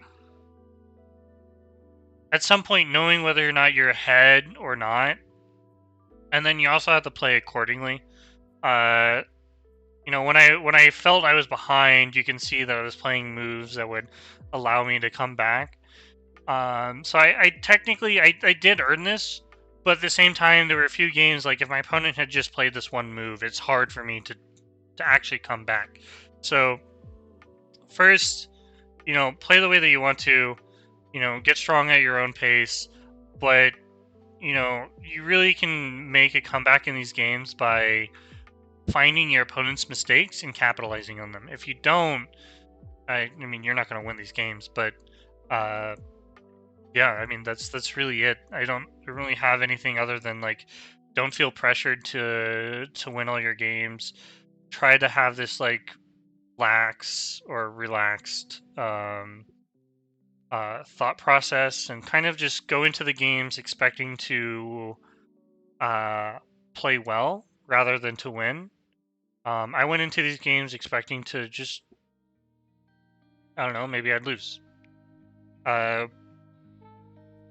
Yeah, maybe not too relaxed. Don't be like the loving son and lose all his Sumiko battles. I watched yesterday. I saw what happened. Were you distracted? Yeah, don't be too relaxed, but just have fun. But maybe just don't get too excited either. Maybe let me close. I'm rambling on. Let me close with some closing thoughts here, right? Constant vigilance is a good one. My idea is like, don't go into battle with emotions. remove the emotions so you can play the best that you can. Regardless if that means you lose by 100 points or not, as long as you're cool, calm, collected, you should be able to learn from those games. Whereas game 3, I did not have that mentality. Game 4, I struggled to keep that mentality. Game 5, I kind of had that mentality, but like towards the later half, when I really fucked up in the corner, I just didn't. I expected to lose that game. And then game 5, I absolutely came into this game with that mentality of just keeping calm and just understanding, I'm in a losing position. I should just play the best that I can. And so I that's how I got my result. I just tried my best to keep it calm, collected, and not really expect a whole lot. Do you guys have any questions, comments, concerns? Otherwise, I'm going to see if there's anyone to raid. There might be cookies too, if you ask nicely. Who can we raid? There's someone with a name I don't understand. Do you guys like Spanish? When professional? Next year. Stream more? Yeah, actually. So I made an account. It's 5 down right now. I'm actually grinding it, so I'm thinking about just streaming those games and working on. I don't care whether or not I win or lose those, but my goal is to play those games with like this deep understanding of positional judgment and directional play. I want to really avoid fighting on that account, but I'm playing 5 Dons. I'm also playing on Fox, so they're really going to do fuck all and invade my already taken 3-3 corner. Let's see. There really isn't anyone to raid except for this Spanish streamer. If you guys are okay with that, he could use some viewers. You guys can practice your Spanish listening and speaking. He might speak English, I don't know. Alright, I will catch you later. I'll probably stream Monday, probably in the evenings. Or in the mornings, I'm not sure. I haven't decided which one I want to do. Alright. Let's do some reading. Invalid username. Oh, what? I'm so confused. Raid. How's that invalid? What? That's crazy. Estando go Conlany. It says invalid. I can't read him. Let me just copy and paste his name. Raid. There we go. I don't know why copying and pasting worked. Studio. I don't see the mistake. That's really weird. Alright. Catch you guys later.